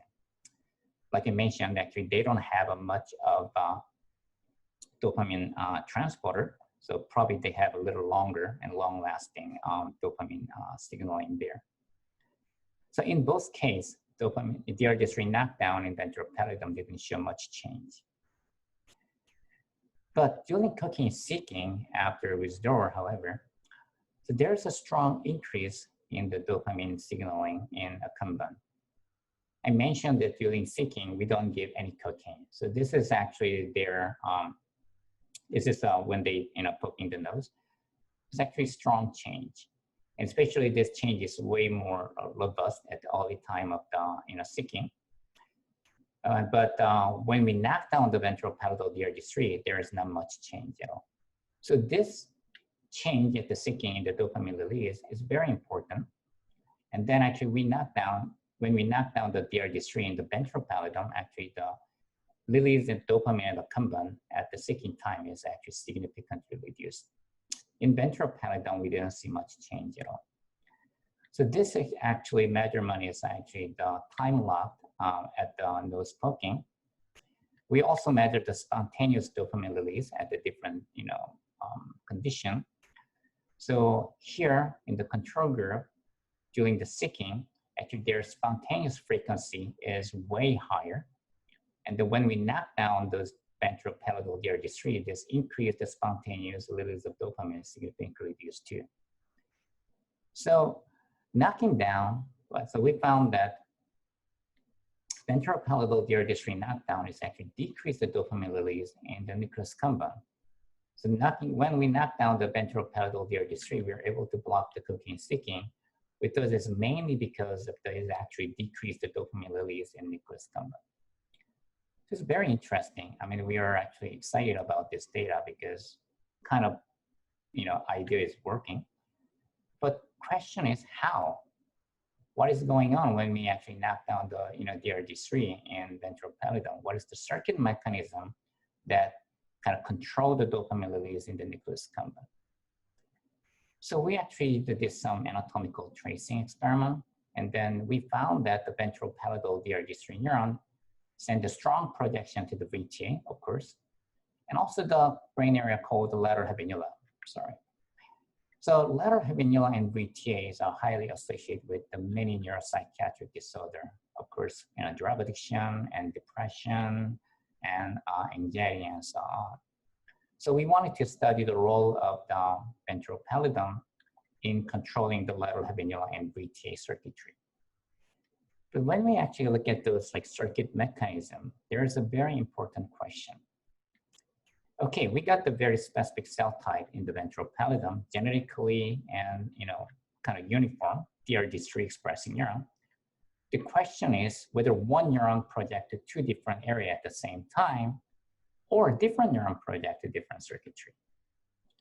So without fully understanding this circuit organization, it is a little difficult to interpret the circuit mechanism of whatever going on. So to answer this question, we actually did some virus modification. Everybody kind of know in neuroscience that rabies virus is actually a strong retrograde virus. A lot of people use rabies virus for anatomical tracing. It's great because it actually does show the higher expression of the transgene. So when we put GFP or on the fluorescence, you can label the cell very nicely. But the bad thing is it's toxic. Rabies is toxic, right? That's kind of everybody know. So we kind of wanted to get good property, which is retrograde infection, but reduce the toxicity. So retrograde infection is mainly due to the rabies virus glycoprotein. So it actually bind to some molecule in the axon terminal and taken up by the axon terminal. So we keep this, and then we actually engineer the other virus.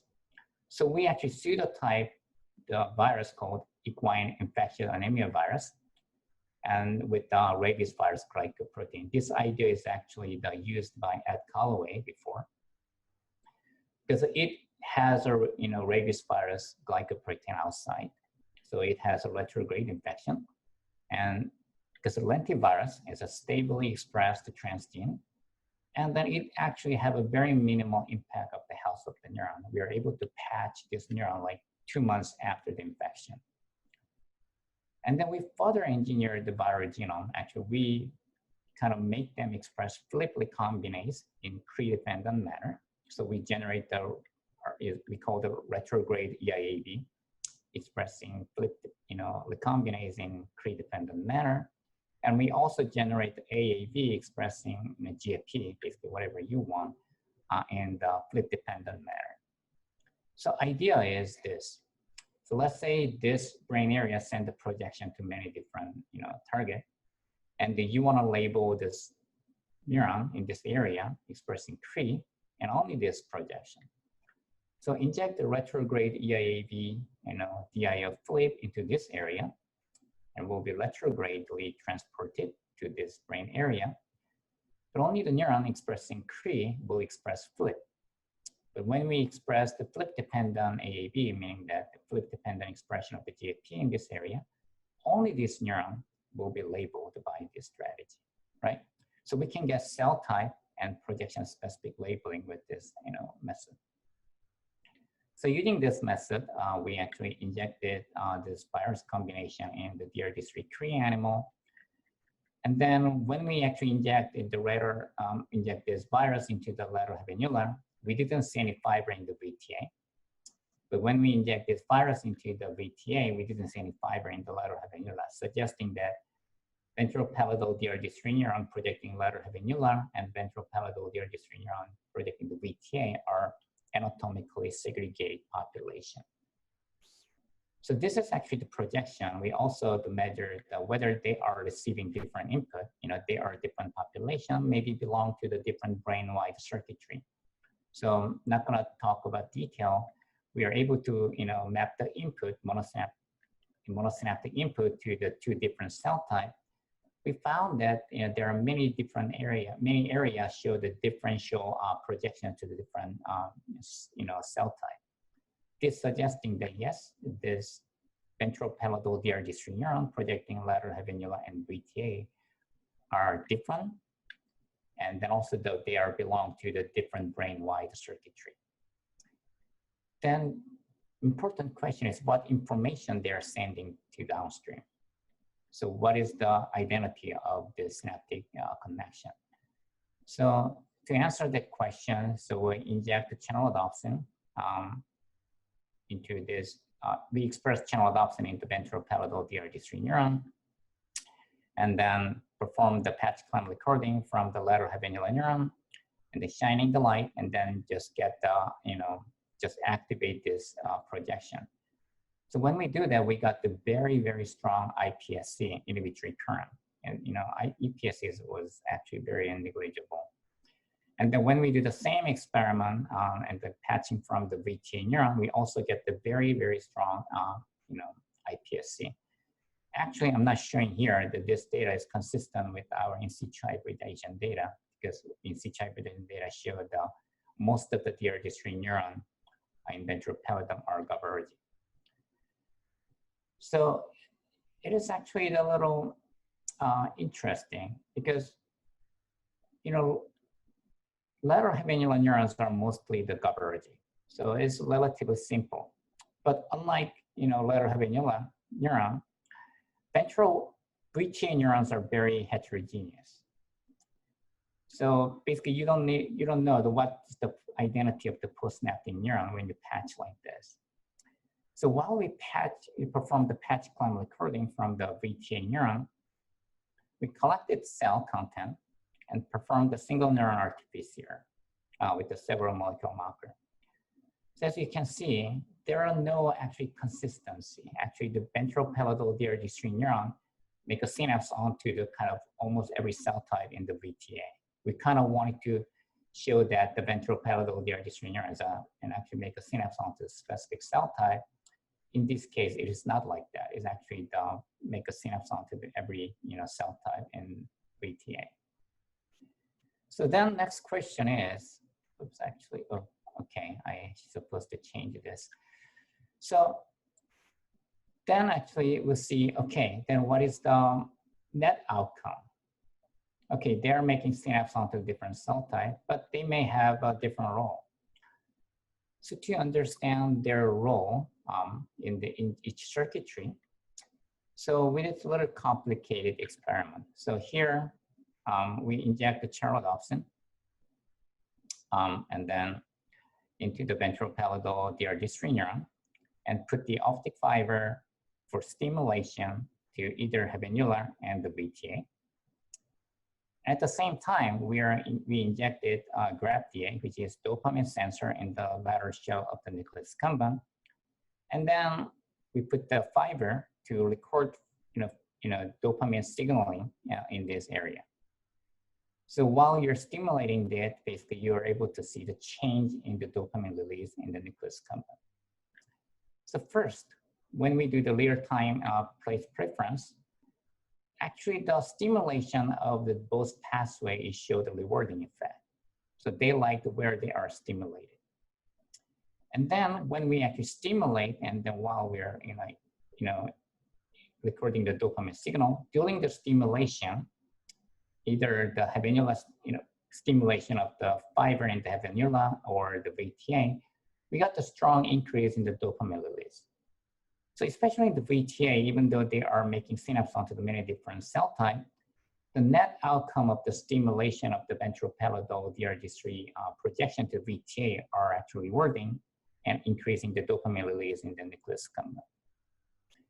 So we previously showed that the lateral habenula is important for the negative motivation. So actually activation of the habenula is very aversive.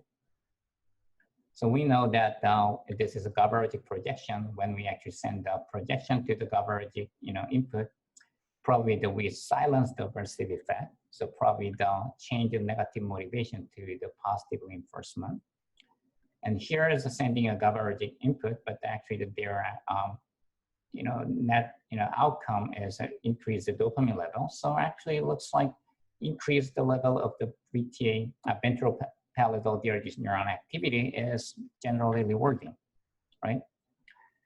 But still, we don't know because there are different circuitry.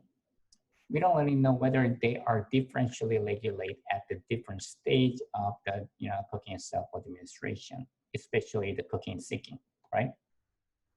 So to answer that question, we actually measure the activity of the axon fiber at each different area. So we inject the AAV virus expressing axon targeting GCAM6 and MLUB, this is actually control fluorescence, and then express them into the DRD3 neuron of the ventral pallidum. And we put the optic fiber at the individual target. So we were able to measure the activity of the axon fiber in the lateral habenula or in the VTA. And then we measure those like individual axonal activity in the seeking test. So as you can see, we got this is actually surprising and interesting. When we measure the activity in the lateral habenula during seeking, and axon fiber in the lateral habenula, we got the very strong increase in their activity. And then when we actually measured the activity of the axon fiber in the VTA, we didn't see much change. So net outcome, artificial stimulation of the both lateral habenula and VTA may induce rewarding effect. In actual seeking behavior after withdrawal, only this pathway is highly activated, not the other pathway. So to actually confirm this idea, we had to do like selective manipulation of individual circuitry. So we actually inject channelrhodopsin and helorhodopsin in this DRD3 neuron in the ventral pallidum. And then we put the optic fiber into this specific target. So we actually control the terminal activity of the ventral pallidal DRD3 neuron in the lateral habenula and VTA. Inconsistent with our idea that when we silence this activity, we are able to block cocaine seeking. But when we silence this VTA projecting fiber, we couldn't actually block the cocaine seeking.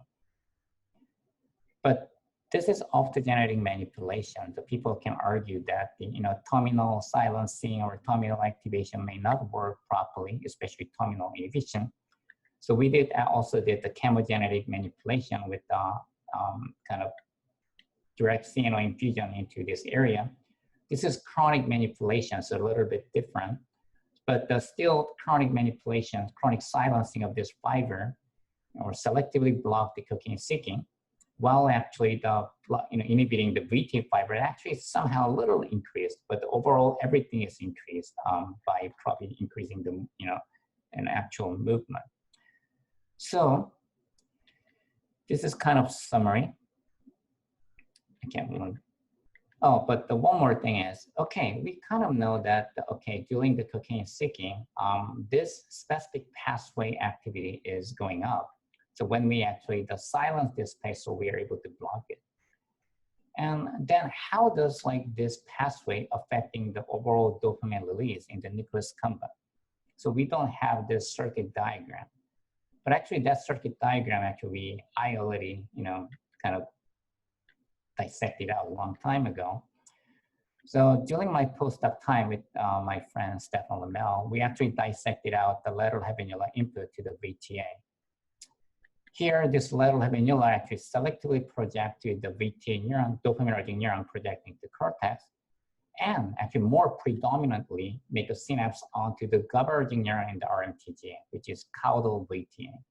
And it doesn't make a synapse onto the other dopamine neuron projecting the other target. So this GABAergic neuron, lateral habenula input to GABAergic neuron is actually the more predominant. And we found that when we activate the lateral habenula, only those lateral shell projecting VTA neurons are actually receiving the GABAergic input. So meaning that lateral habenula RMTG and make a synapse onto the lateral VTA neuron. So the circuit diagram of this DRD3 neuron in the ventral pallidum is, we kind of provide some circuit diagram of the role of the DRD3 in the ventral pallidum in cocaine seeking.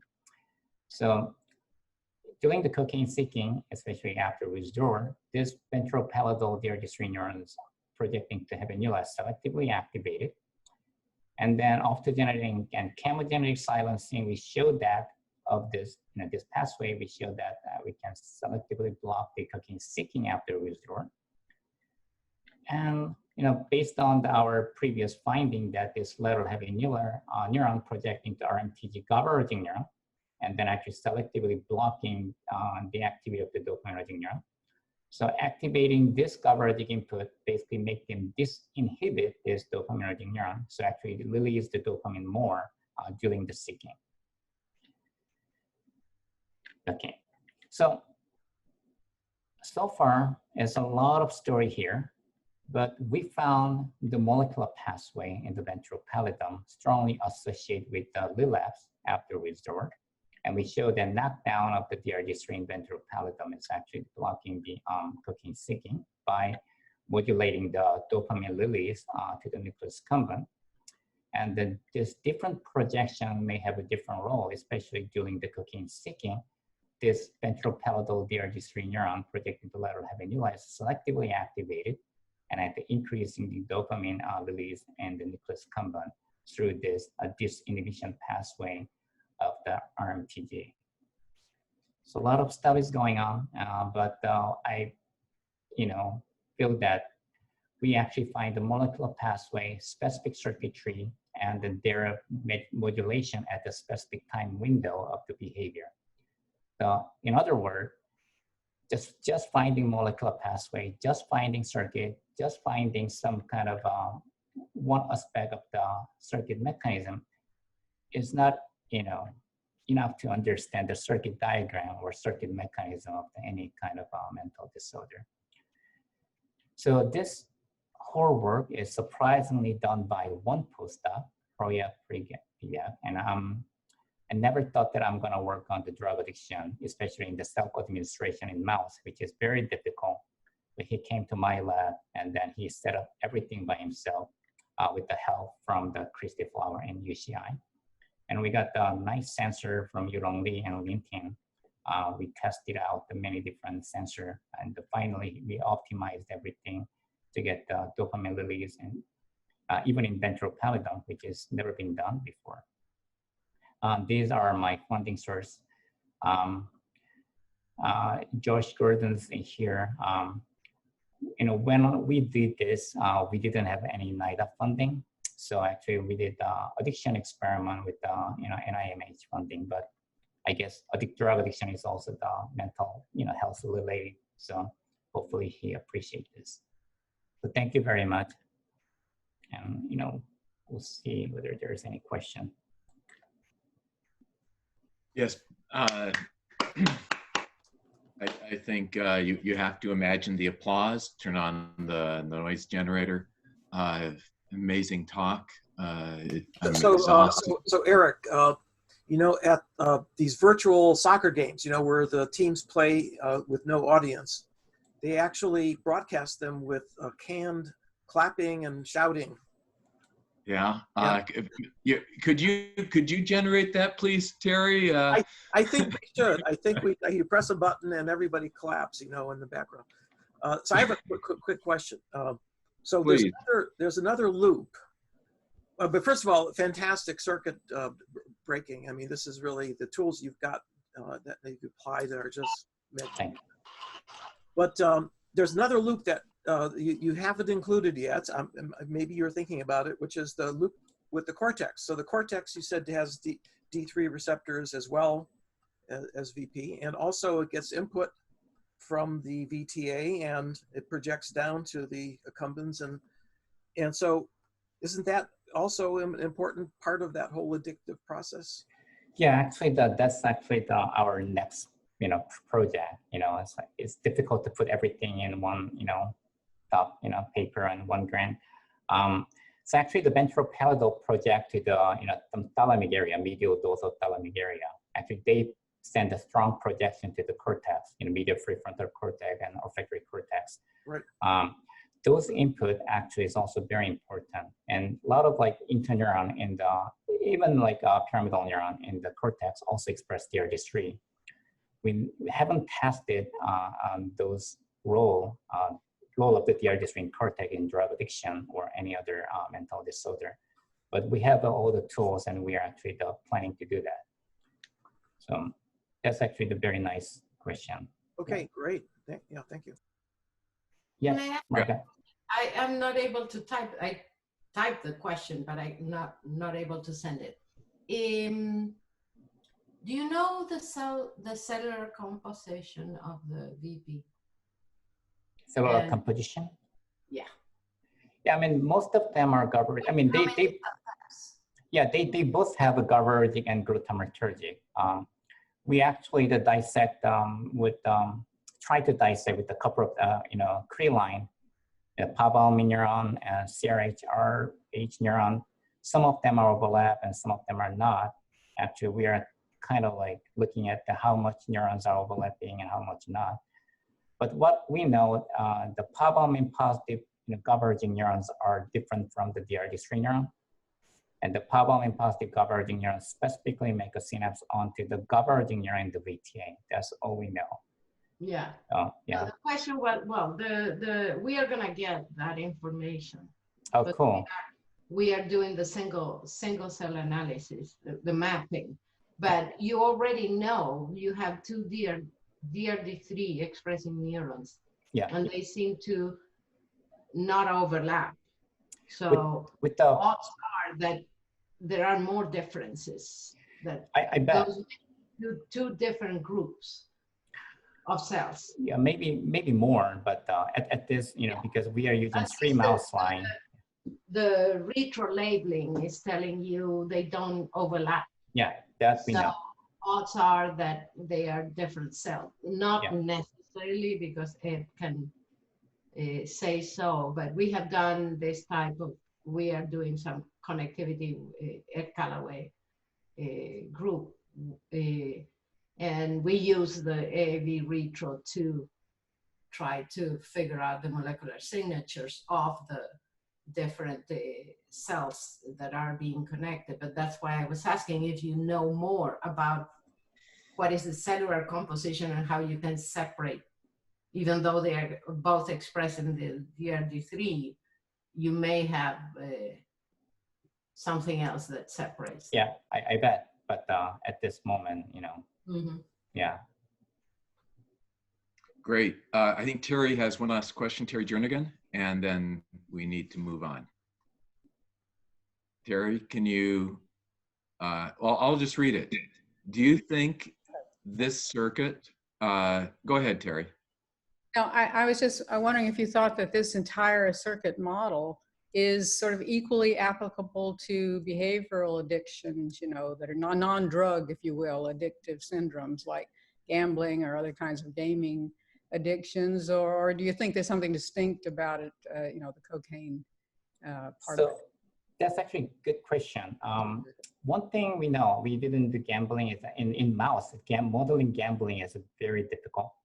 So what we did is high fat, kind of like sticking. We actually, they actually like high fat, not as much as a drug, but they like high fat. We didn't see any change. Same manipulation, we couldn't get any change with the high fat sticking. So what I know is, like, compared to high fat and the cocaine, yes, it's more cocaine specific. But now actually we are setting up the remifentanil self-administration, so we can kind of answer your question, not just non-drug, but whether different drug addiction is like same. This is the common pathway that actually affecting the drug addiction. But non-addiction stuff, actually, only thing I know I can say is like just high fat, kind of seeking. The gambling is a little very difficult for us to model in the mouse. If you have a very better idea, actually, please share with me. Joshua, does that answer your follow-up question? Yeah, sure. So I came in a bit late, but the question popped into my head is related to Terry Jernigan's question, which is, what is the role of the DRD3 receptor circuit to habenula, the VTA, to incumbents and other behaviors more generally? It seems to be well positioned as a potential positive feedback loop. Could it be part of the circuits regulating exploitation behavior as opposed to exploration behavior or something like that? Yeah, I mean, the one thing we know is actually when we activate, it's rewarding. they increase the dopamine, and then also they are actually the more like in real time place preference, actually they go more. So we know that. And also we are testing it in some kind of like stress model. Actually, it looks like there are some kind of reinforcing effect and kind of mitigate some stress effect. But we are kind of still investigating in a little more detail with a little different behavior paradigm. At this moment, we are strictly focusing on the drug addiction. I know like I said, this work is kind of done by NIMH funding, so I have to do a little more of those stress related, So we are thinking about that. Thanks. Thank you very much, Byungkook. It was an admirable talk. Thanks. So now it's my pleasure to introduce Joshua Gordon, the director of NIMH. I am thankful to him because I get some funding from NIMH, as many of us do. And he has the impossible task of developing novel, effective science-based treatments while maintaining a stream of basic research that may not ultimately be successful, in terms of having a mechanistic understanding of the mind for another 50 years. Though it strikes me after hearing the last 2 hours where we've heard maybe 20 different techniques that maybe 19 of them didn't exist 10 years ago. So it's just phenomenal how fast neuroscience is moving. Dr. Gordon received his MD PhD from the University of California, San Francisco with Michael Stryker studying brain plasticity. He became a psychiatrist and joined the faculty at Columbia. He's the director of NIMH and chief of the integrative neuroscience section at NINDS. And he maintains a strong research laboratory that, among other things, studies the anterior, that ventral hippocampus and its relationship to the cortex. So I'm very much looking forward to his presentation. Take it away. Got to unmute myself first before I can take it away, right? Thank you very much for the invitation to come address you all virtually.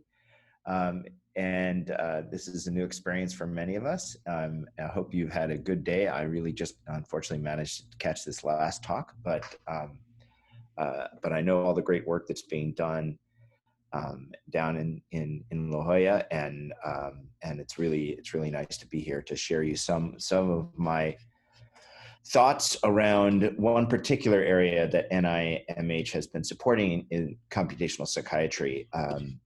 I chose to do this because I could talk to you about my own work, but you've already heard, frankly, more interesting stuff the rest of the day. I could talk to you about a broad array of things that the NIMH is doing and supporting, but I wanted to try to do two things. One, recognize and build on the strength in computational neuroscience and computational psychiatry, that, for that matter, that's taking place at UCSD and the Salk, and also try to create a little bit of a coherent vision for how we might move forward in this area that really needs to build on a wide variety of approaches to addressing the problems that we face in psychiatry. So that's what I'll talk about today, and I'm happy to answer questions afterwards that really have to do with anything to do with the NIMH. It doesn't have to be just on what we talk about today. All right, so I want to first remind you of the mission of the NIMH. As you all know, we're the principal federal agency responsible for funding and conducting research into mental illnesses. We wish to transform the understanding and treatment of these illnesses through basic and clinical research, paving the way for prevention and recovery and cure. We take that mission very, very seriously. Impeding us in that mission is the wide range of challenges that we face in the field of psychiatry. So I want to start there in my agenda today. Then I'll talk to you about various approaches within computational psychiatry or computational approaches to mental illnesses that address these challenges. And these challenges are essentially challenges of complexity. And so the computational psychiatry helps address these complex challenges. And then I'll talk a bit broader about some visions and opportunities and challenges for the future. Let me at the outset say I'm going to talk about some specific work that I had absolutely nothing to do with for the 99% of the work that I'm going to present, with a very small bit at the end that I had a very little bit to do with. This work has been published for a while. It's not necessarily going to be new to many of you, but I think it's important to think about what we've done, put it in the context to figure out where we need to go. So let's start with the challenges we face. We face many complex challenges in the field of mental health research. These include the 5 that I'm going to talk about today, which is nosology, biomarkers, treatments, suicide, which is a particularly temporally relevant one, and genetics. Nosology is the field within medicine that is concerned with diagnoses. A nosological system attempts to group different human conditions into syndromes and hopefully diseases. The difference being, of course, the disease has a known defined cause. And use that system, that diagnostic system, to help understand, treat, and research our patients. The nosological system in psychiatry is, probably all of you know, is problematic. It works for some things, but it really doesn't work at one of the fundamental reasons we do diagnoses, which is to try to understand the underpinnings of illness and to make decisions that guide treatment. There are many ways that I could show you it doesn't work well. This one shown on this slide is one of them, and it illustrates the overlap or comorbidity in diagnoses across the psychiatric disorder spectrum. This Venn diagram is illustrating the diagnoses assignable to children and adolescents presenting for care to a mental health clinic. So some 2,000 or 3,000 of these kids were assessed according to normal clinical assessments, but then also to an in-depth structured interview called the SCID, which attempts to identify all the possible symptoms they could be experiencing and determine whether each child meets criteria for every single diagnosis in our manual of diagnoses, the DSM. And what you can see from this diagram is that something like 44% of kids will meet criteria to be diagnosed with a substance use disorder, 46% with ADHD or other behavioral disorder, 26% here in green with a mood disorder. And so already with only 3 categories out of the 4 listed here, we're well over 100%. Why are we over 100%? Because the mean number of diagnoses assignable to these kids was 2.9. It's quite possible that there are 2.9 things wrong on average with each of these children's brains, but I think it's much more likely that for most of these kids, they've got one thing wrong with their brain. And we describe it in ways that unfortunately are not accurate to what's actually going on in that child. So that's one of the challenges we face. We face a challenge of a diagnostic system that really needs to be improved and that doesn't always give us what we want it to give us. Second challenge is that of biomarkers. So what is a biomarker? A biomarker is a test or a measurement, typically biologically based in a patient that helps tell us something clinically useful. It might help us diagnose a patient. Here you see an image of a healthcare provider drawing blood from a patient, presumably to run that blood through a series of diagnostic tests. Let's suppose this is a patient with a fever. You might send that blood for a culture to see if there are bacteria in the blood causing the fever. And then you might take that bacteria and grow it out in a dish and see whether or not the bacteria is susceptible to a specific set of antibiotic drugs. So that series of tests, that series of biomarkers help diagnose the patient as potentially having a bacterial septicemia or blood infection with bacteria, and also help guide treatment, determine which of the many antibiotics a physician could use might best attack that septicemia. So in psychiatry, we really have very few, if any, biomarkers. One could make the argument now that we have one that is beginning to be used routinely clinically, and that is whole exome sequencing for children who are diagnosed with autism. Whole exome sequencing does reveal in about 1/4 of kids with autism the genetic mutation that in their instance is the most likely cause for their autism. It's not yet clinically actionable, but one could say it's clinically useful because that information does help parents and families understand why their child has that syndrome, and that understanding in and of itself can be helpful to families. But that's about it. If I tried to name another biomarker that is useful, clinically useful in psychiatry, I don't think I could honestly tell you one. So we have diagnoses that are complex and overlapping and that don't really correspond to underlying biology. We have biomarkers that we don't have biomarkers to help us in that. Another purpose of biomarkers is to follow progression of illness. This is a CNS biomarker that's used now in Alzheimer's. You can detect the level of deposition of amyloid in the brains of living patients, and that gives you a sense not just of how high their burden of amyloid is, how severe their illness is, but it can also allow you to follow that over time to see how rapidly it progresses, which is a clinically useful thing. And it's being tested to see if we can use it to evaluate treatments. And that's a really important use of a biomarker that I'm going to come back to. Can we use a biomarker to see whether our treatments are working before clinical indicators, which in psychiatry and other CNS disorders can be really challenging, before those clinical indicators would otherwise say that the medicine is working? Okay, speaking of medications and other treatments, we have to acknowledge that in psychiatry, treatment is a challenge too. We used to think that was our pride and joy in psychiatry, and I still think it is our pride and joy. We have a range of treatments that we can offer most of our patients, and most of those patients will get better. However, the story is one that can be interpreted as half full or half empty, depending upon how you look at it.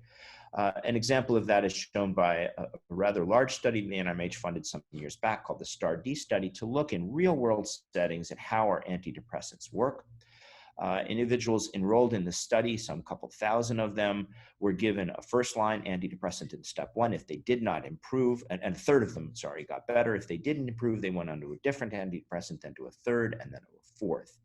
What you can see is that by the end of trying out at least 4 different antidepressants, about 2/3 of our patients will get better in the real world settings.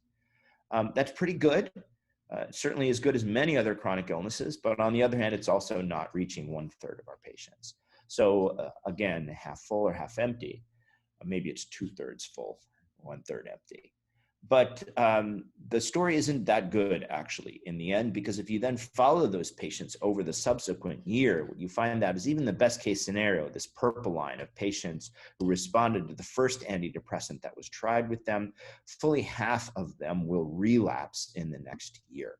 And depression, as many of you know, is a chronic illness that lasts throughout a lifetime with multiple recurrences. So if we can't keep people well for a year, we're not doing our job for this incredibly burdensome chronic illness. So our diagnoses are not useful, or not as useful as they can be. We have no biomarkers. Our treatments are modestly effective at best. The unfortunate end state of psychiatric illness is often suicide.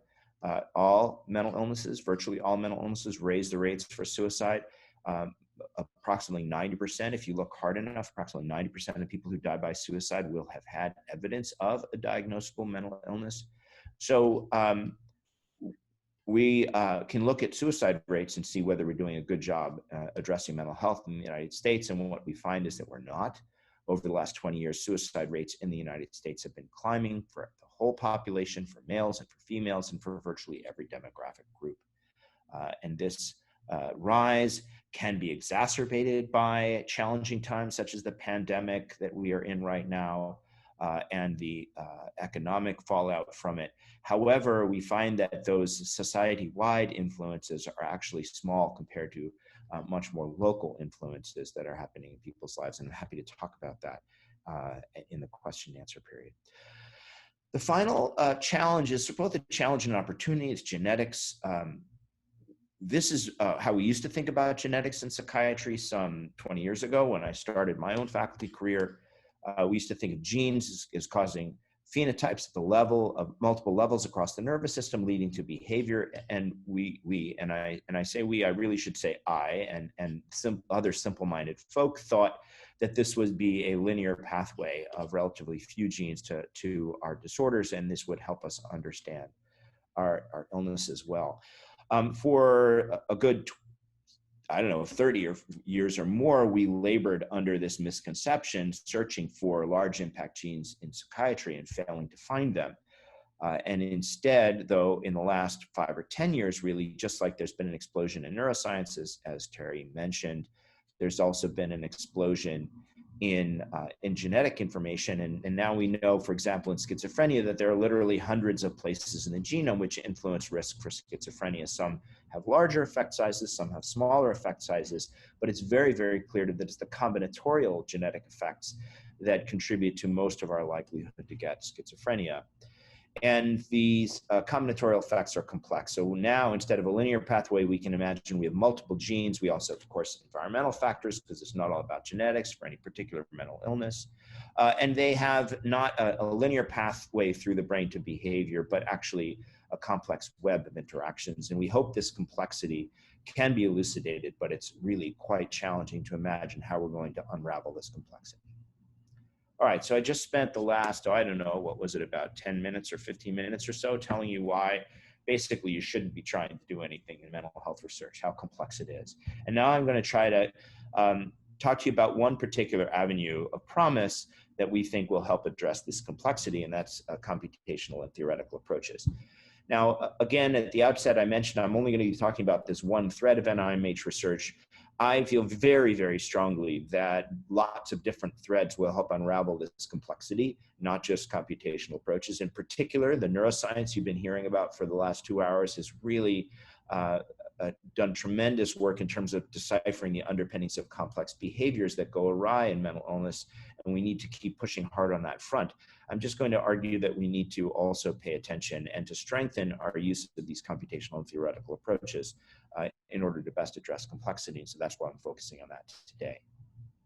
Okay, so what do I mean by computational psychiatry? I mean a combination of mathematical and theoretical approaches meant to address our understanding of the brain, of how it functions, how it goes awry in mental illnesses, and how we might use these tools not just to understand, but also to enhance our treatment and for that matter, prevention efforts in individuals suffering from mental illnesses.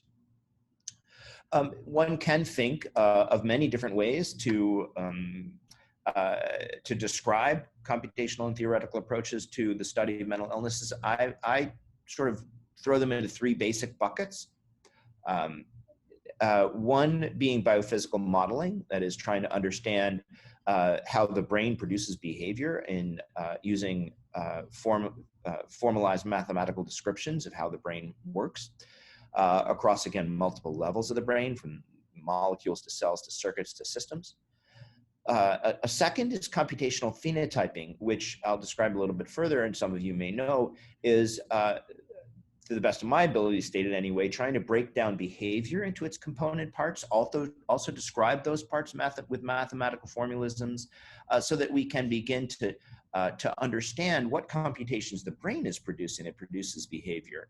And I'll describe that in a little bit more detail as well. And then the third is approaches that's becoming, of course, quite well known in the popular press and to the public, which is large data, big data, data mining, artificial intelligence, et cetera, using big data sets to parse our understanding of various phenomena, including mental illness. So I'm going to talk about each of these 3 in turn in greater or lesser detail.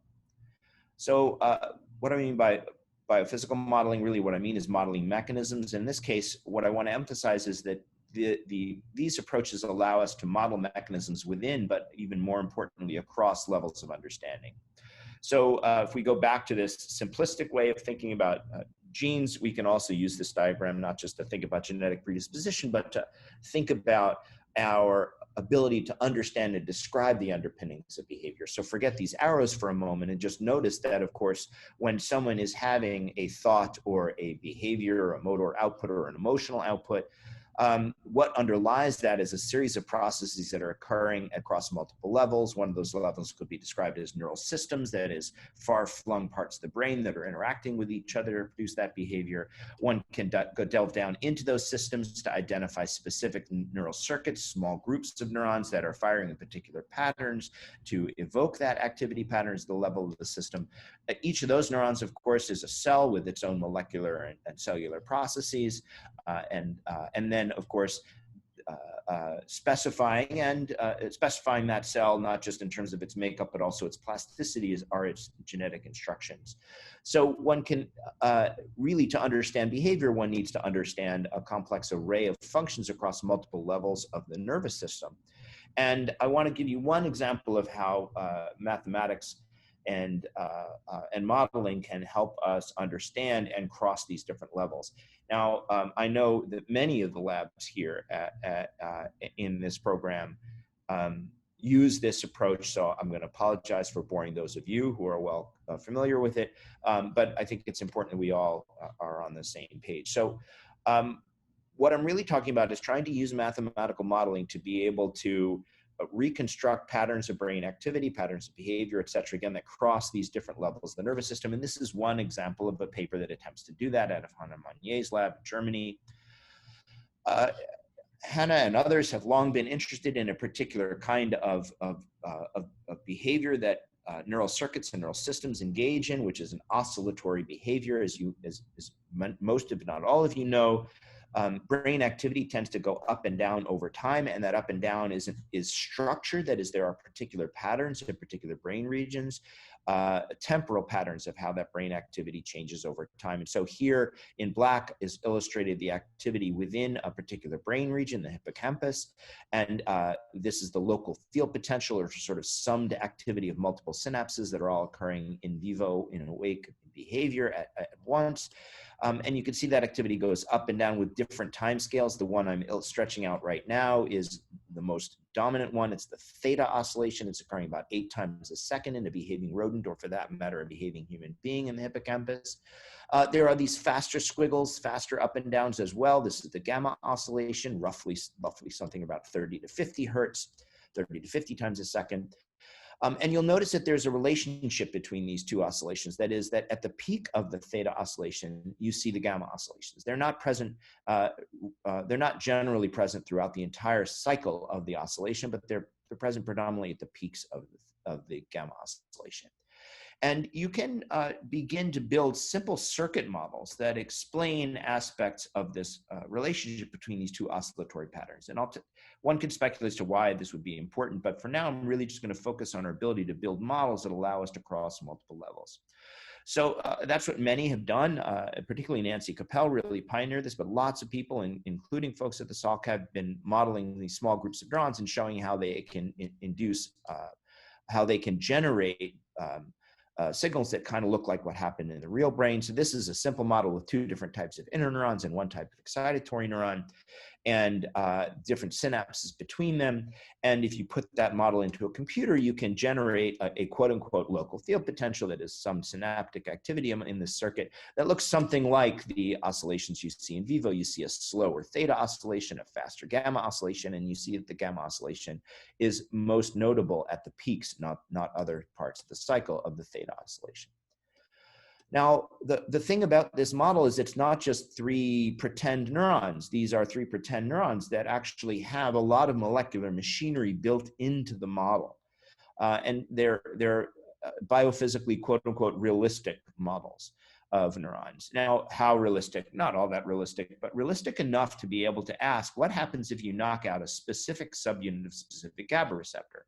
And it's known because of the hard work of lots and lots of people that these different synapses here in this microcircuit, at least in the hippocampus between excitatory and inhibitory neurons, have different components of receptors on the postsynaptic membrane. In particular, the GABA subunit is on the inhibitory synapses that synapse onto this red or I labeled interneuron, not onto the T neuron, not onto the E neuron. And so if you knock out this subunit, you would expect to disrupt these particular inhibitory synapses and not the other synapses in the circuit.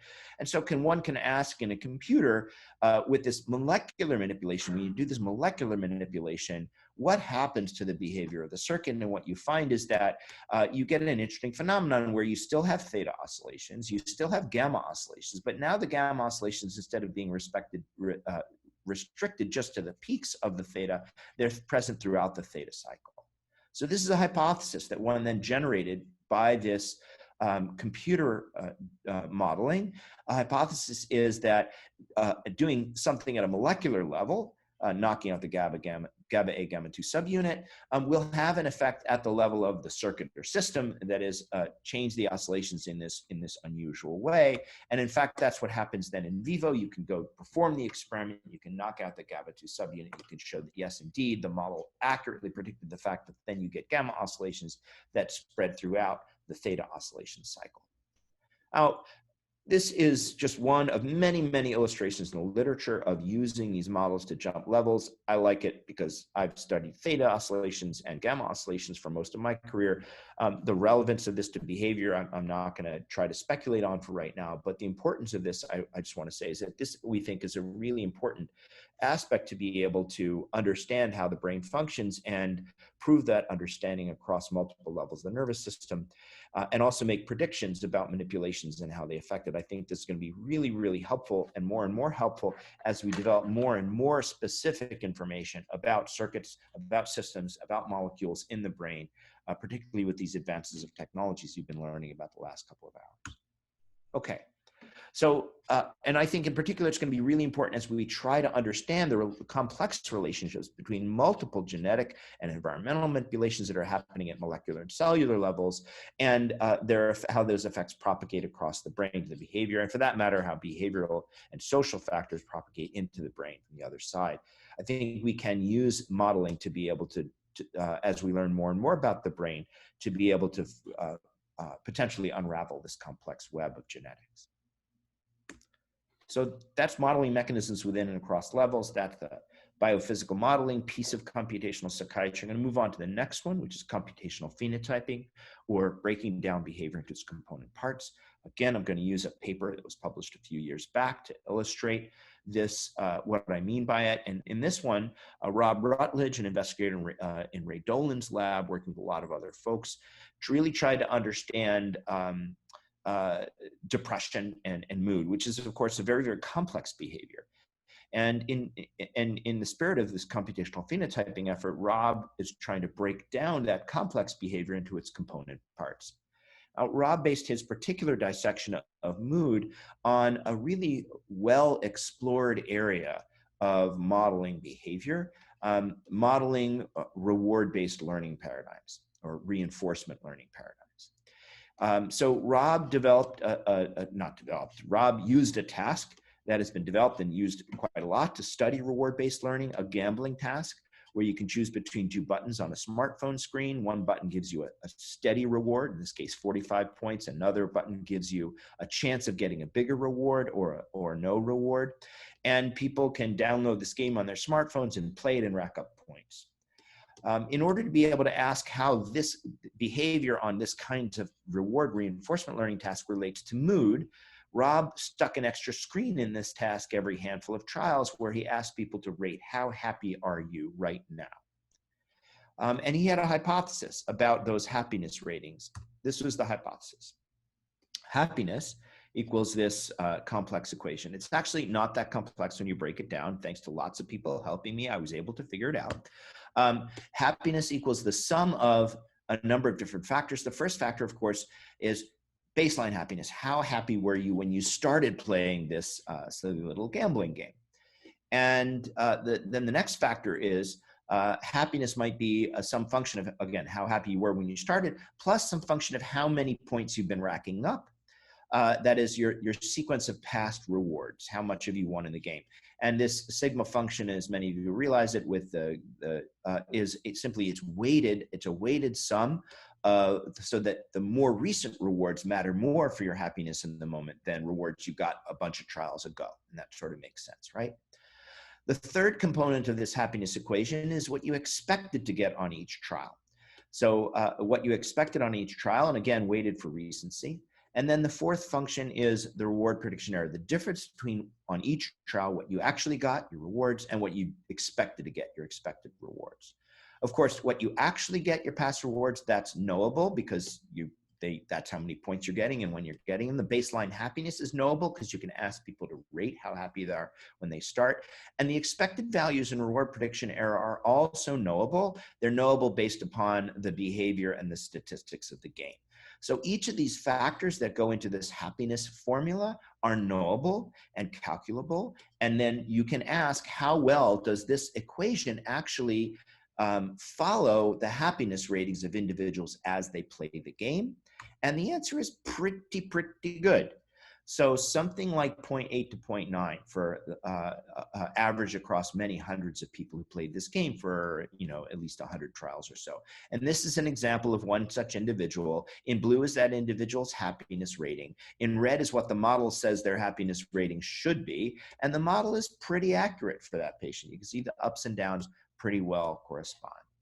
All right, so we can take happiness, at least happiness in the context of the time it takes to play this game and the effects of those rewards on that. And we can break it down into these component parts. So what?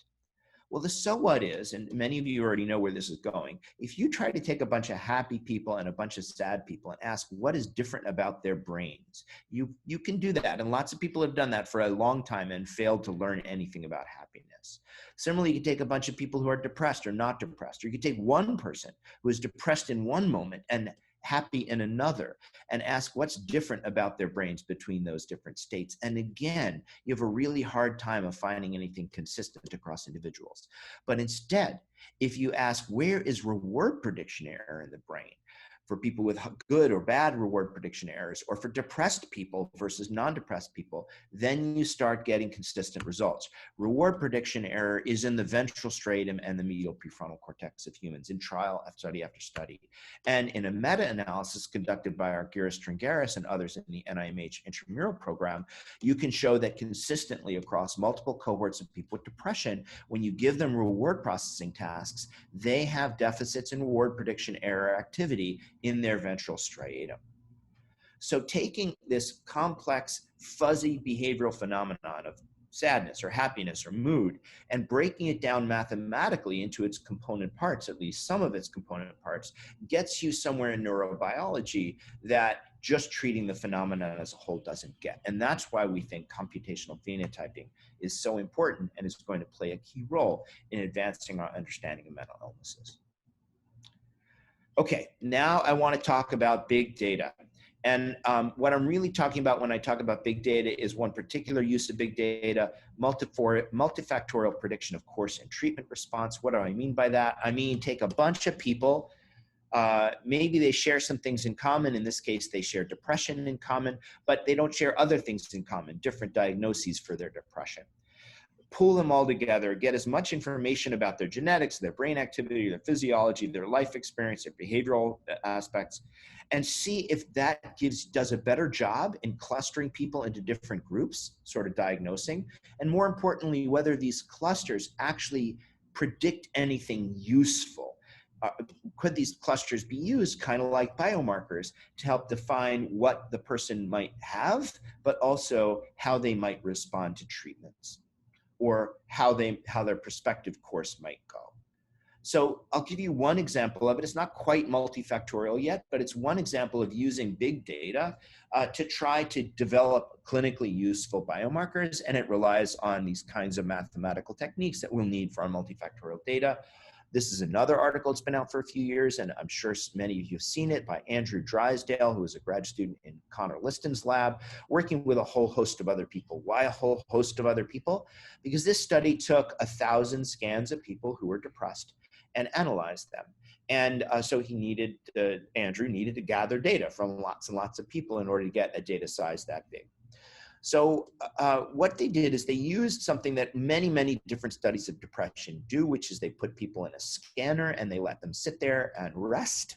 And they look at patterns of resting state connectivity. I'm sure most of you know what that is, but just in case you don't, you're looking at the MRI bold activity, that is the bulk activity within a brain region. It's actually interpreted from blood signals, but you can see that in each area, just like the LFP goes up and down over time, so does the bold signal. Of course, the time frame is much longer here. It goes up and down over periods of seconds, not milliseconds. But you can see in one brain region in gray and black, this black line, another brain region in the dotted line in gray. These two brain regions, their activity is going up and down together mostly well over time. Other brain regions, not so well.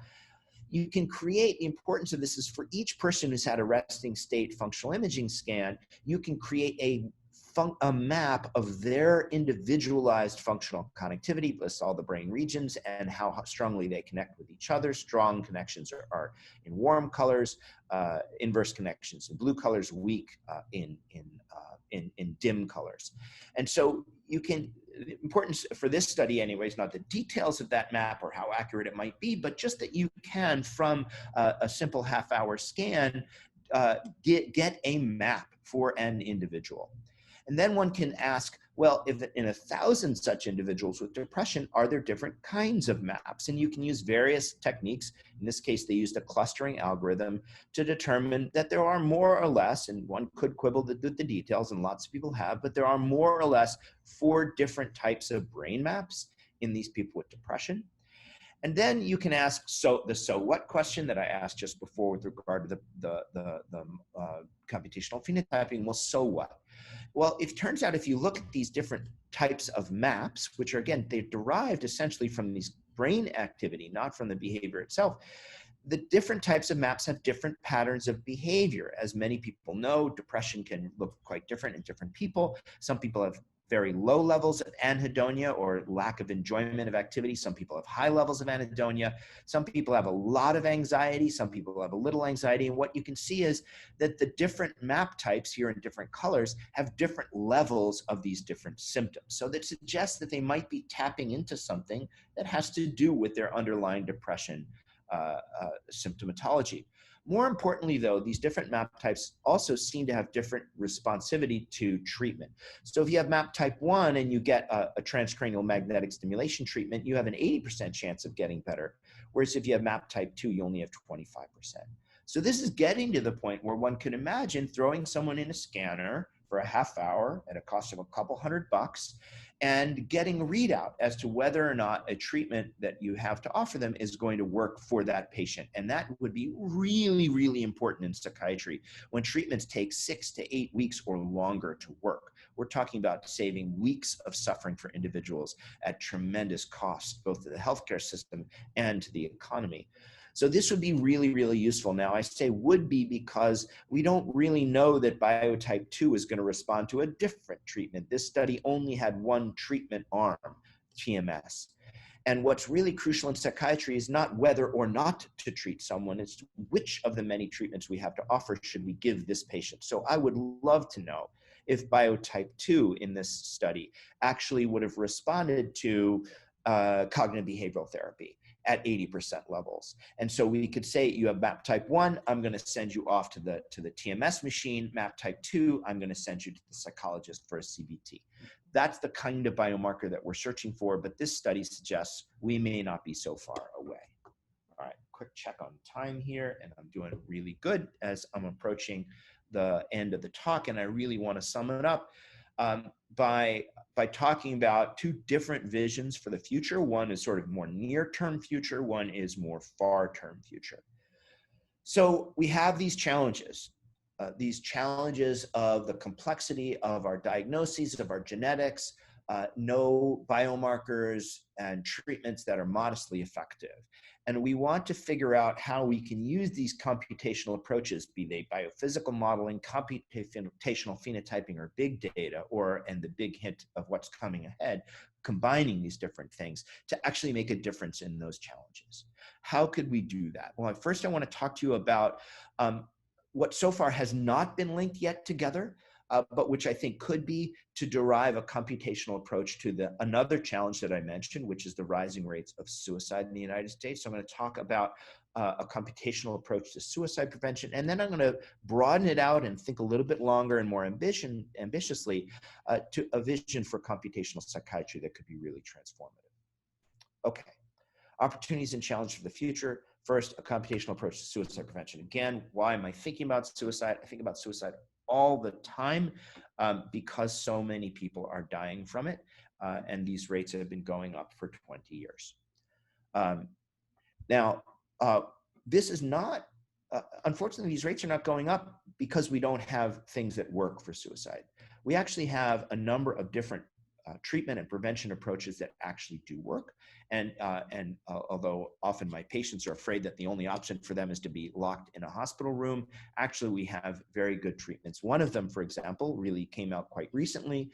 Ketamine, an NMDA antagonist, turns out to reduce suicidality acutely. This is work that's been known now for about 10 years, and we're still trying to figure out how to use it in the clinic. But you take a bunch of patients with high suicidality and you give them an infusion of ketamine, and within an hour that suicidality drops dramatically. So if we could know who is at risk, and that's a big if, acutely, and we could give them this drug, we could make them better. There are also psychotherapeutic approaches that reduce suicidality and that have been shown to reduce suicide attempts over time. So there are lots of different tools that we have in our arsenal to reduce the rates of suicide. Another tool that we have in our arsenal is something that psychiatrists have been doing for decades, but that we need to get other healthcare practitioners to do, and that is the simple question, are you thinking about hurting yourself? Are you thinking about suicide? In emergency departments is particularly important because we know that about half of all people who will die by suicide will have been seen in an emergency department in the preceding 12 months.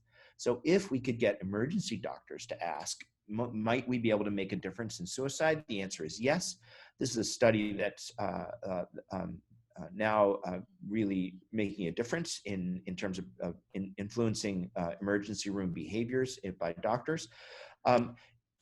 In normal emergency rooms, people only ask doctors or nurses only ask if they are suspect that someone might be suicidal based upon the injury that they came in with or based upon their appearance.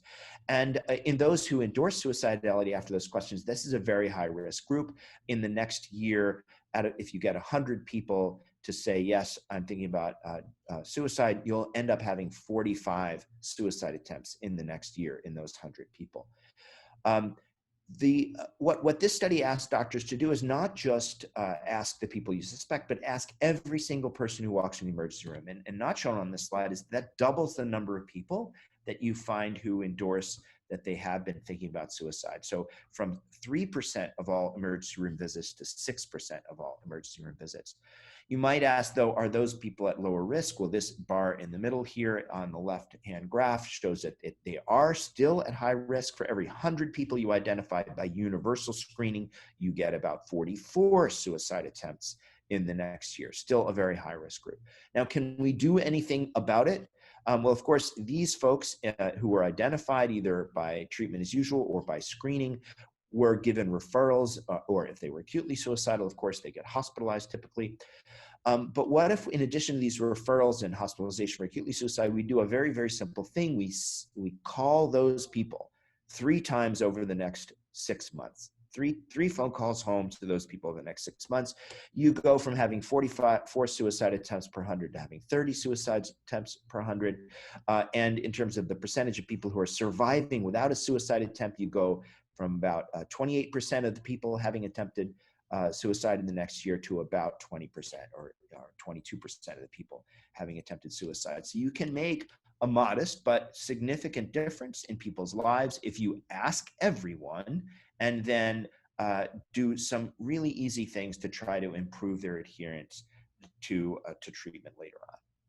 So we have drugs, we have psychotherapies, we have discovery interventions that work, but it's still not working. What can we do to do better? Well, enter computation.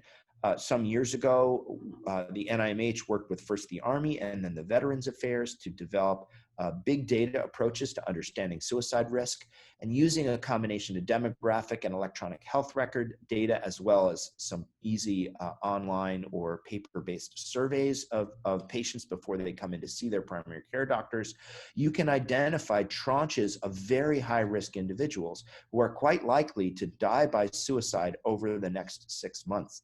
What you can see is you can identify a number of different ranges. You can get the top 0.01%, which has a 140-fold increased risk of suicide, or you can get the top 1% here in the triangles, which has about a 10-fold increase in risk of suicide, all depending upon your healthcare system and what kind of load, what kind of resources you can devote to these tranches of risk. So these algorithms are now implemented in the Army. They are implemented in the VA.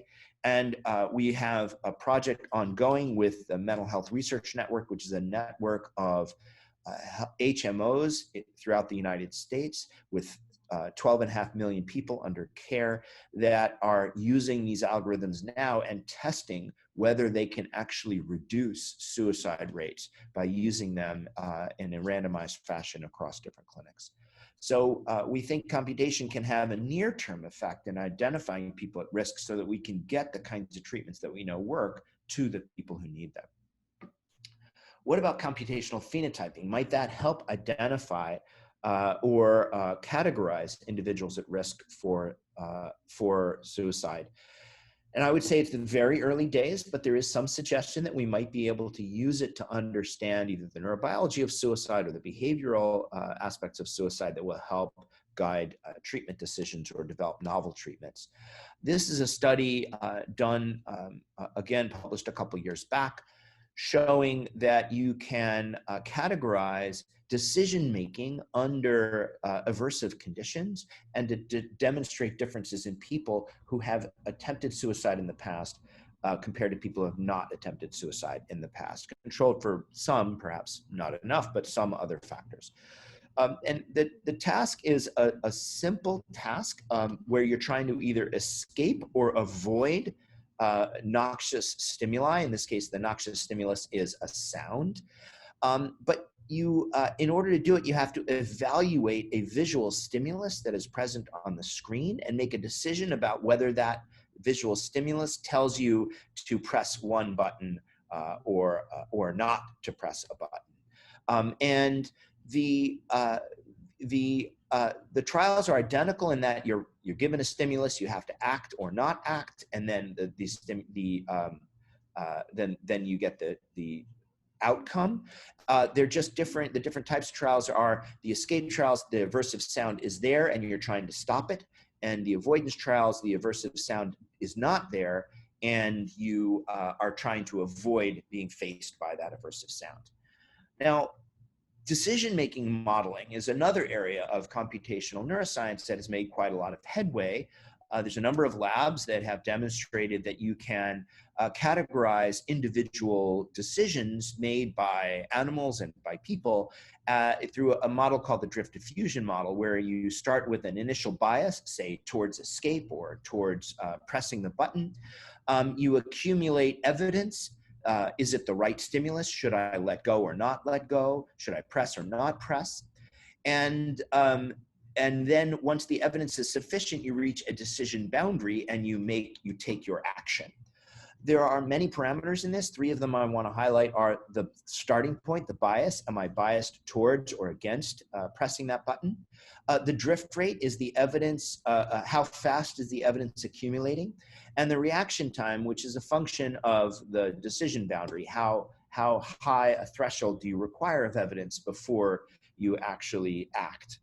And so this study took a bunch of people who had attempted suicide in the past and compared them to a bunch of people who had not, and put them through both the escape and avoid based tasks. And they found that all these different parameters were equal between the 2 groups except for one. And that parameter was this bias. And it was not just a bias in both tasks, but they had a bias towards escape, not a bias towards avoid. So people who had attempted suicide in the past seem to have behaviorally a bias towards escaping noxious stimuli, and in particular about evaluating evidence for what they need to do in the context of that escape. Does that have anything to do with why they attempted suicide? I have no idea. Maybe it's even a consequence of some neurologic event that happened because of their suicide attempt, or maybe it has nothing to do with it at all. But this is an attempt to try to break down suicidal behavior into component parts that the brain's actually computing and ask whether those component parts are different in different individuals. It's a pathway towards understanding the neurobiology and potentially towards novel treatments. Okay, so that's suicide. In the last 10 minutes or so, hopefully smaller than more, but I'm not always so good at timing. I'm going to talk about something a little bit broader, a vision for a computational psychiatry which could really be transformative. So you heard me talk about biophysically realistic modeling, which should be on here, but it's not. You heard me talk about computational phenotyping. You heard me talk about data approaches. And what we really need to do, I think, in order to be able to exploit computational and theoretical approaches is put these different components together. We need to use the biophysically realistic modeling to begin to understand the molecular, cellular underpinnings of neurobiologic underpinnings of psychiatrically relevant behaviors to develop novel treatment targets. We also need to use biophysical modeling coupled with computational phenotyping to understand how those molecular cellular targets, how the circuit level targets, how they relate to the kinds of behaviors that we see in our patients, but in a much more specified way. And then finally, we need to combine that with big data so that we can break up the clear heterogeneity that we have in our patients and understand which treatment targets are relevant for which patients. How can we possibly do that? Well, one way is to think about it from a diagnostic perspective. We have DSM diagnoses in psychiatry, and we know from lots of different reasons, which I'm happy to answer questions about, that although they're not all that useful, they are somewhat helpful, and that physicians generally agree on DSM diagnoses across patients. So they are telling us something about our patients of value. Then we have other ways of describing behavior, be it RDoC, which some of you know about, and I'm happy to answer questions about, or these computational phenotyping approaches, which we think will get to more granular detail. And so we need to be able to use data to combine them. One way to do that is to try to understand that these computational phenotypes, these diagnoses, they reflect latent constructs that are going on in the brain, constructs like reward prediction error that have physiological underpinnings like activity in the ventral striatum. And those physiologic states, of course, when they go awry in disease, have causes. We don't know in this case what the causes for differences in reward prediction error are, but that's where the biophysical modeling can come in. And there is a series of procedures mathematically that we can use to go across these different levels of understanding where we know some data, we know computational phenotypes, we know DSM diagnoses, or at least we can know them for our patients, and understand, we also know causes, but it's these hidden physiologic states and latent constructs that are very challenging to get at. We tend to interpret the causes from observation, and we tend to infer causation. But what we really need is mathematical descriptions of those potential relationships, and Bayesian theory gives us the ability to do that. It gives us the ability to figure out what the probability of a given underlying latent construct is given diagnoses and prognoses, given measurements and symptoms.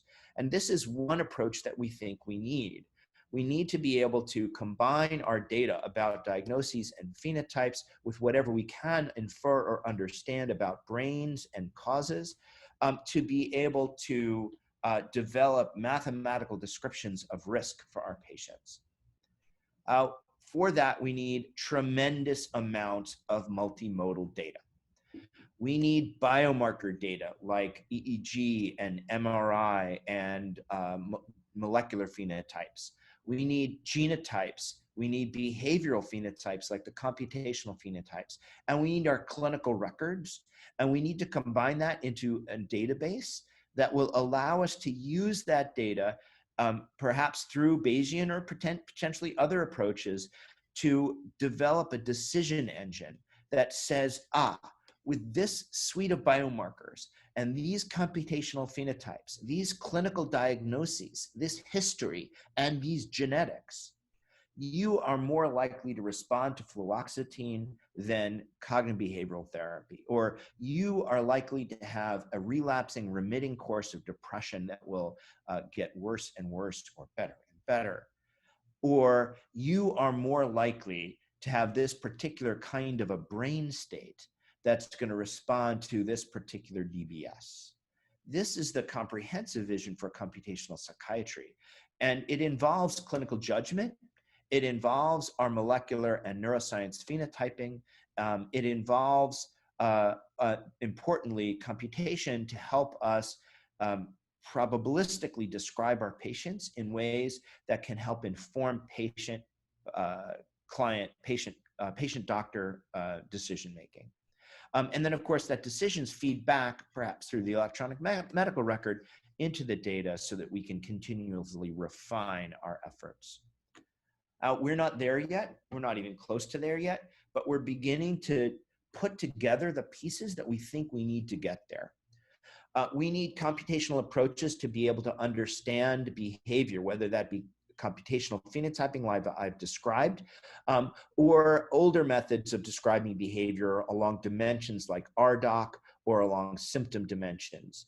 And we need to understand how those map onto and relate to DSM diagnoses and other clinical factors, as well as biological factors. So these two RFAs that we've already put out and funded grants in are aimed at studying those behaviors and relating them to disease and neurobiologic function.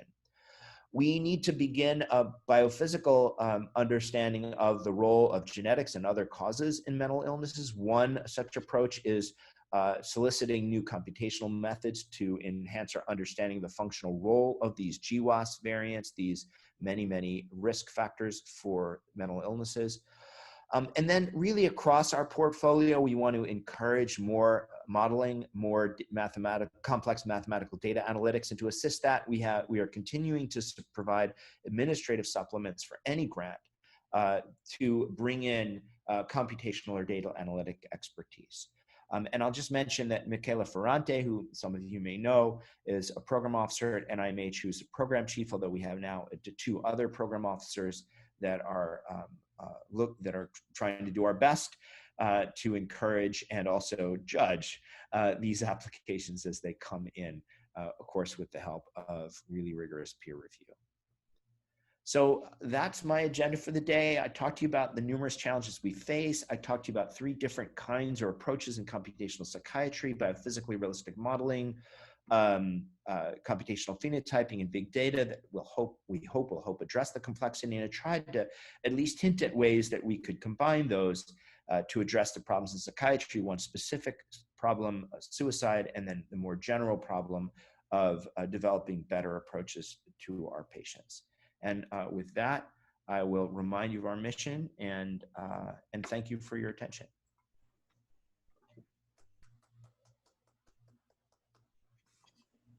And I guess I'll stop sharing my screen so that I can see all the pretty faces.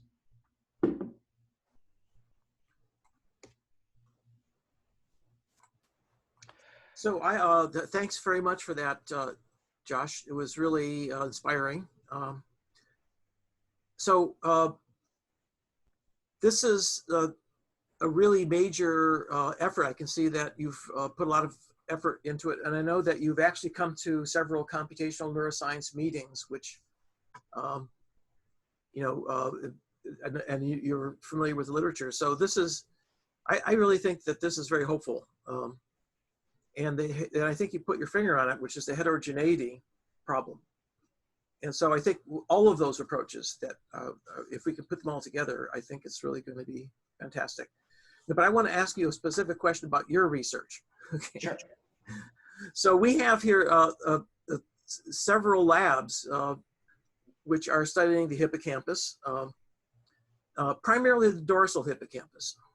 That seems to be very popular, possibly because it's closer to the surface of the top of the brain. But you've been studying the ventral hippocampus. And I think that very few people, here actually understand that part of the hippocampus has completely different function in terms of its impact on mental health. And I wonder if you could just enlighten us on that. Yeah, sure. Thanks for asking, Terry. I always love it when I'm asked about my own work. So the ventral hippocampus is a really interesting place. It has basically the same structure as the dorsal hippocampus, at least arguably. It hasn't even been puzzled out that much, but basically a similar structure in terms of the tripartite circuit. Its inputs and outputs are quite different, and then also its neuromodulation is quite different. What mostly others, but we played a role in it as well, have shown is that in particular, the ventral hippocampus seems to play a role in mood-related behaviors. It's altered a lot by stress. Alterations in the ventral hippocampus play a role in avoidance behaviors in mice. It's activated in humans under anxiety-provoking conditions. And it has direct connections with the amygdala bidirectionally, as well as with the medial prefrontal cortex unidirectionally, and a number of other structures, including the hypothalamus, that we know to play role in sort of the complex psychiatrically relevant behaviors, as opposed to or in addition to memory.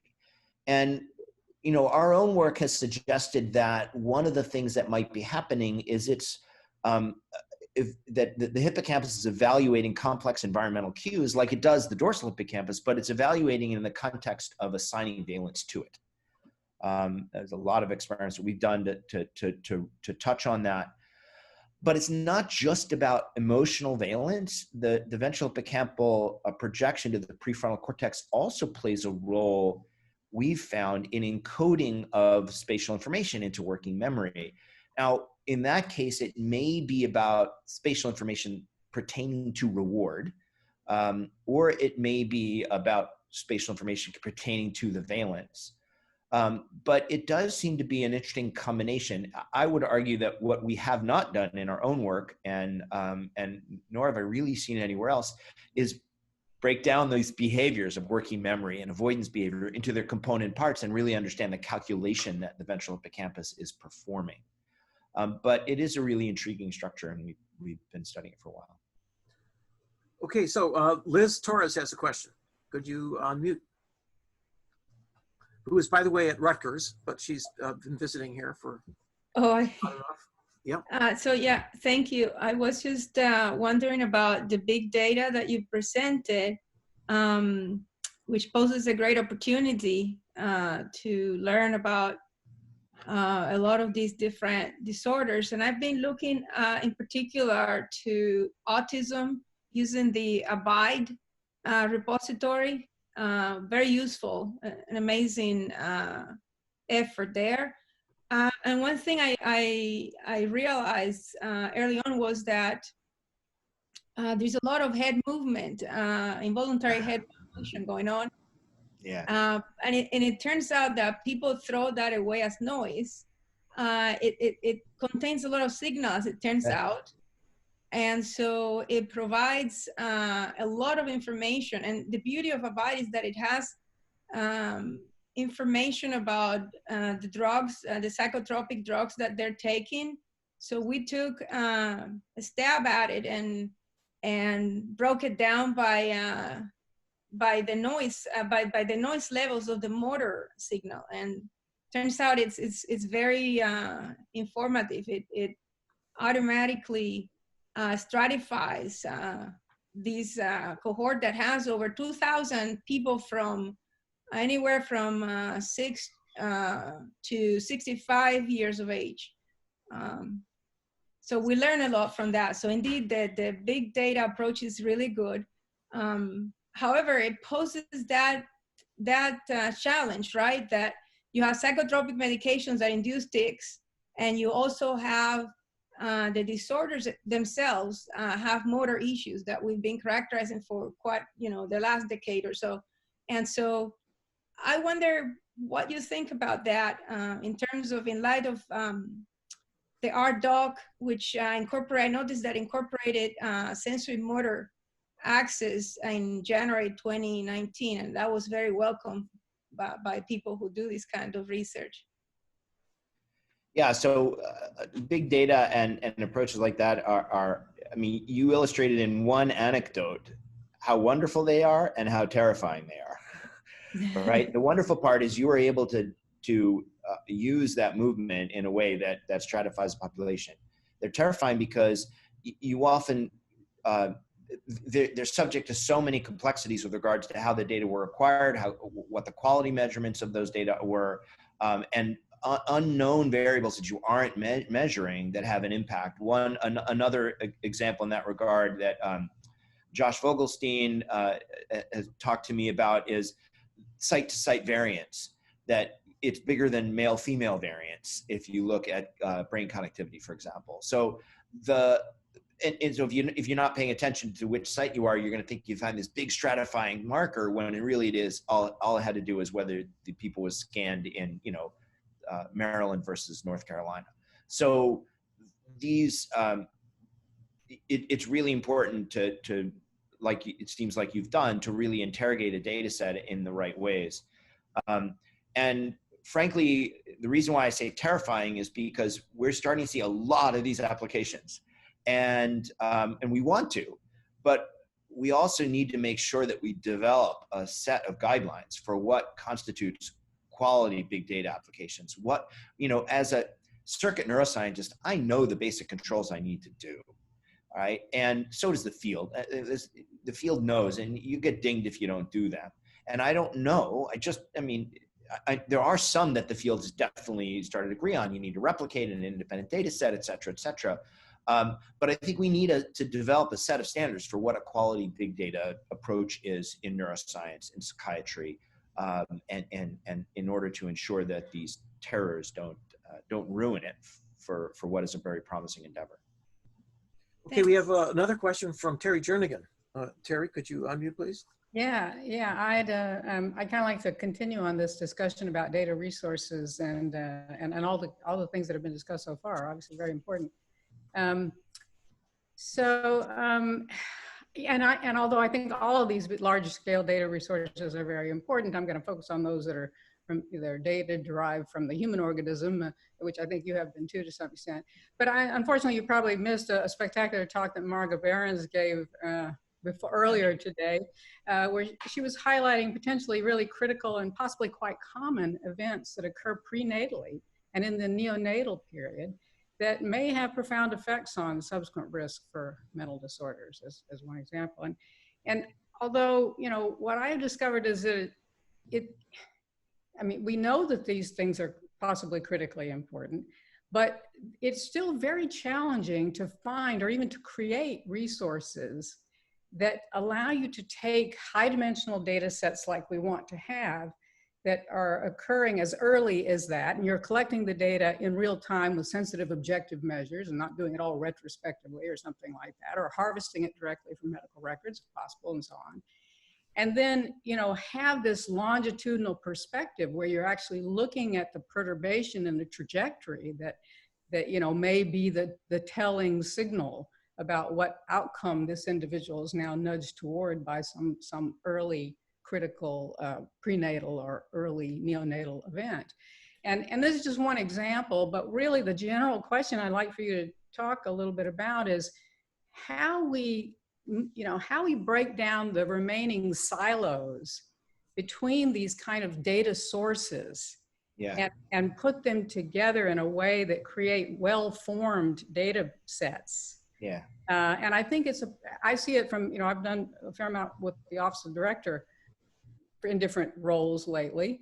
And what occurs to me is that, you know, our disciplines, these disciplines, the neuroscience, psychiatry, you know, behavioral disciplines have been really the leaders. We've really leaned into this open data, this open science model. And sometimes I feel like we need help to really take it to to the level that we want to see it for the kind of problems we're interested in. And we need help from you guys Yeah. to do that. Yeah. Yeah. Well, thanks, Terry, for that. I mean, it's a really great point. I have a lot of thoughts about it, probably too many to express right now. One aspect that you bring up is the longitudinal aspect. And, you know, the ABCD study is an example where we're really trying hard to develop a longitudinal, deep phenotype data set that's large. And that's 10,000 people, which in my book ain't that large, but it's large. It's what we can afford to do. And Margaret, I'm sure, knows we're trying to replicate that even younger, and a lot of hard decisions to be made about whether we will go all the way prenatally or not. As much as we know we need it, it may not be feasible financially at this point, or really procedurally, but we'll see. So that's really important, the notion that we need these data sets that are longitudinal. And I think the All of Us cohort, if it really gets up and running, and it does seem to be doing that, that's another opportunity to do that. Again, it won't go, you know, prenatally or even in kids just yet, but I think those are promising avenues. But you also speak about a different aspect, which is how do you integrate, you know, these different data sets in, and we have some tools that allow us to do that. So as you probably know, NIMH has actually the first unified data archive across all the institutes, and many other institutes actually pay us to hold their data in our archive. But we, as do we. Sorry? As do we in ABCD. Yeah, exactly. We have these GUIDs, a way of calculating a unique identifier, and for some, but not all data sets, people can generate those and then ask, okay, does that individual map onto the NIMH GUID? And we're trying to work that out with all of us for now. So there are some ways that we can imagine linking these different things. I think from my perspective, we need to support you in two different ways. We need to build the data sets, and we also need to pay to build the tools. And the BRAIN Initiative is doing that some, we're doing it a little bit, and I think NIHOD is going to start doing this more. We need to fund people who are building the tools to be able to do cross data set integrations. And that's got to be a bigger effort than what we've been doing. But I have to say, I'm all ears to other things that we need. I know that there are, although I'm very proud of the NIMH Data Archive, it has a lot of drawbacks. And so I'm really all ears to try to come up with ways to do what we're trying to do better in the data sphere. I think a couple of things that, you know, cross-institute, and especially those institutes who really are pushing here, cross-institute mechanisms to deal with some of the privacy issues, because there are some data types where there's more PII embedded in the data types, and there's some challenges associated with making those as available and accessible to scientists, to computational scientists, you know, as some of the other data types that are a little more easily de-identified. And that's one challenge that we're having, and sort of putting it all together in ABCD and in HBCD early planning and so on. But I think, you know, these are the things where figuring out how do we build an infrastructure that allows people to link these, you know, things as identifiable as, you know, the medical records, of course, and also maybe video data or geolocation data, or, you know, various things that they have to be managed. It has to be there have to be criteria for use, access, and you know, data use agreements and so on. But it's just about got to be a kind of cross-institute set of infrastructures for this, because we need the data from all these different sources, really. Yeah. So I think that those are some of the things that we're seeing on the horizon that are kind of, you know, we get very far and then boom, there's bird barrier. And can I add another dimension? How does our effort here in the US compare or complement efforts that are taking place elsewhere in the world? Are we cooperating? Are we ahead? Are we behind? It's a really good question. I think in some ways, you know, the UK Biobank is a shining example of creating a data set that can be accessible, and many US scientists have been accessing it, and a lot of really wonderful studies have been done by NIMH investigators with that data. It has some advantages and some disadvantages when you compare it to other data sets. one could say they're ahead of us in the sense that we don't have a data set that large that includes imaging. We don't have a data set that big that includes, EMR, et cetera, yet. And the All of Us is an effort, at least on the EMR side, to do that with, with genetics combined.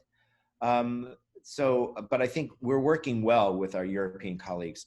There was, I think there's a lot of hope and interest in collaborating with our Chinese colleagues because they have really tremendous potential to do this on an exceptionally large scale. As you might imagine, we haven't made much progress in the last few years on that front. Well, we've come to the end of the period and want to really thank you, Josh, for spending the time here on your Saturday to, really to inspire us. I just want to say that I'm very proud of the fact that the two founders of computational psychiatry, Reed Montague and Peter Dayan, were postdocs in my lab in the 90s when I first arrived here in La Jolla. And so I really was pleased to see how their careers have unfolded. And I appreciate very much that you've taken an interest.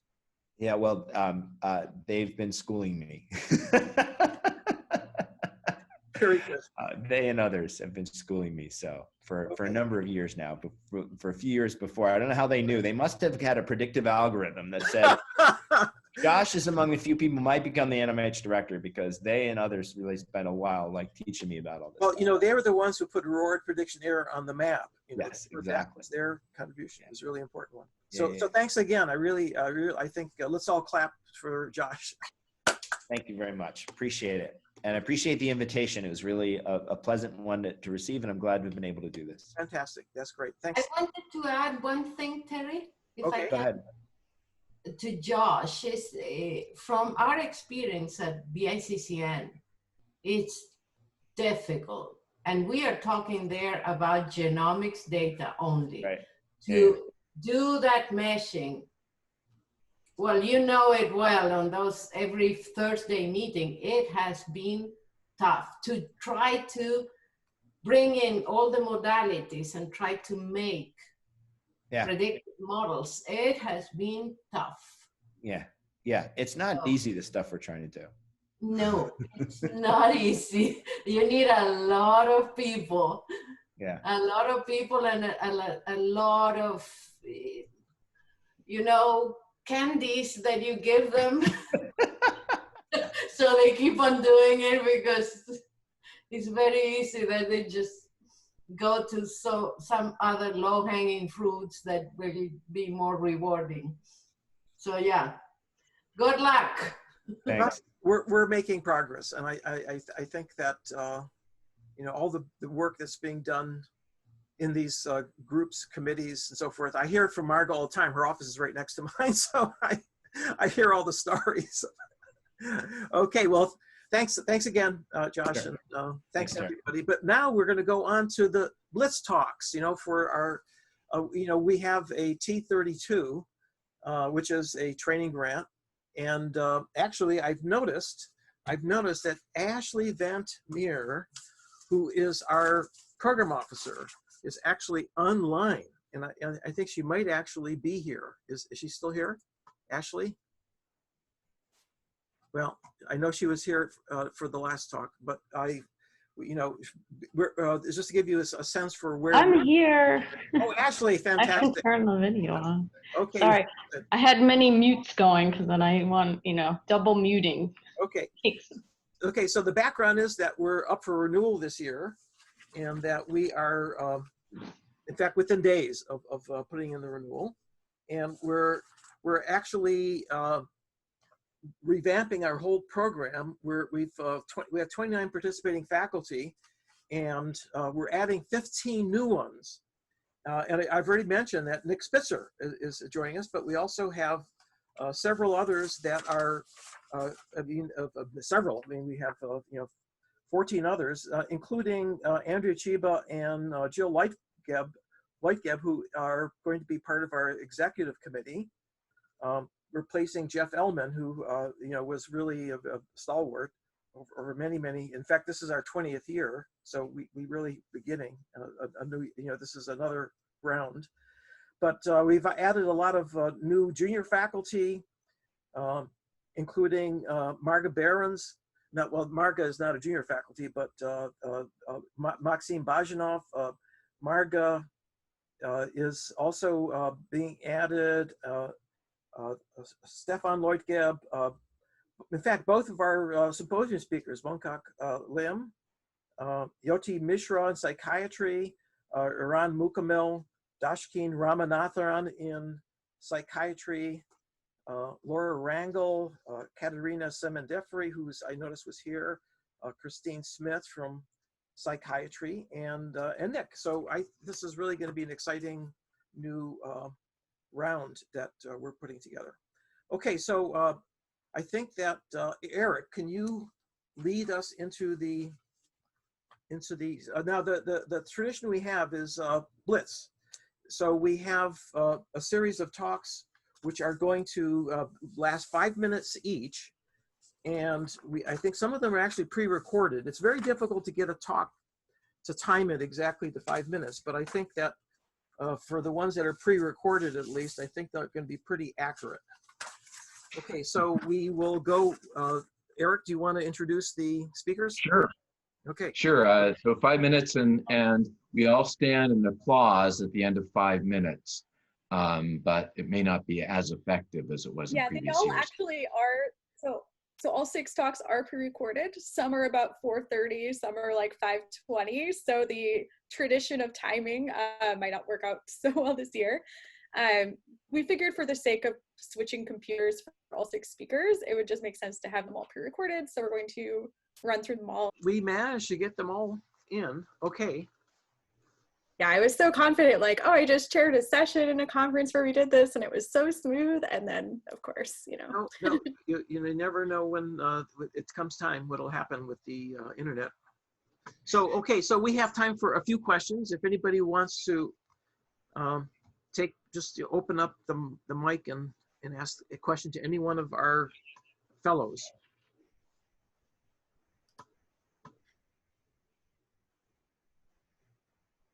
So I have a question for Charles Dickey, and was really pleased to see that there are apparently traveling waves at multiple spatial scales at different speeds and carried by, very likely, by different fibers, local, long-range horizontal connections, which are unmyelinated, and the long-range myelinated fibers that are more provide global synchrony.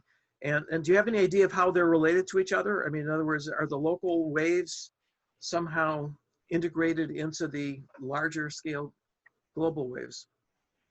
Yeah, it's something we've thought about and would be interesting to study with simultaneous ECOG and microelectrode recordings. As far as what might be going on, one thing that I also consider that I didn't mention is the role of thalamocortical projections.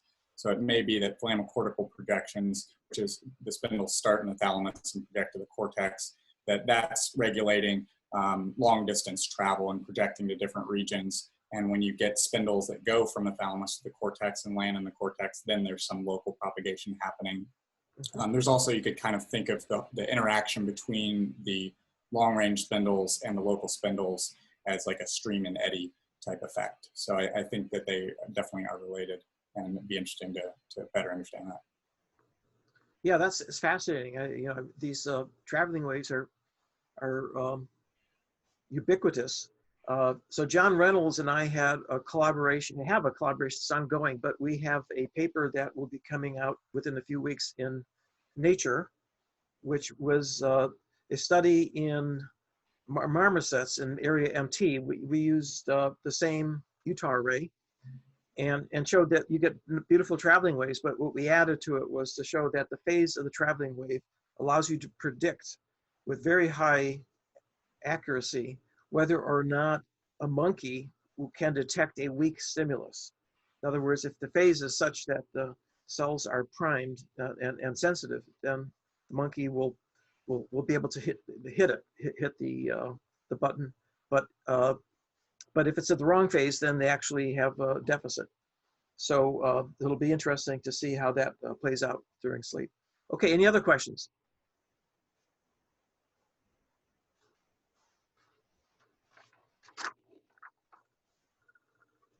Well, I guess there are no other questions. In that case, I will try to round out our day of the innovative research from KIBM, the symposium that we had this morning, which was very impressive, and then the symposia we saw this afternoon. So I think this is a real departure that we've been able to get the director of one of our major NIH institutes to actually give us an insight into the areas of NIMH that he's of NIH that he's responsible for.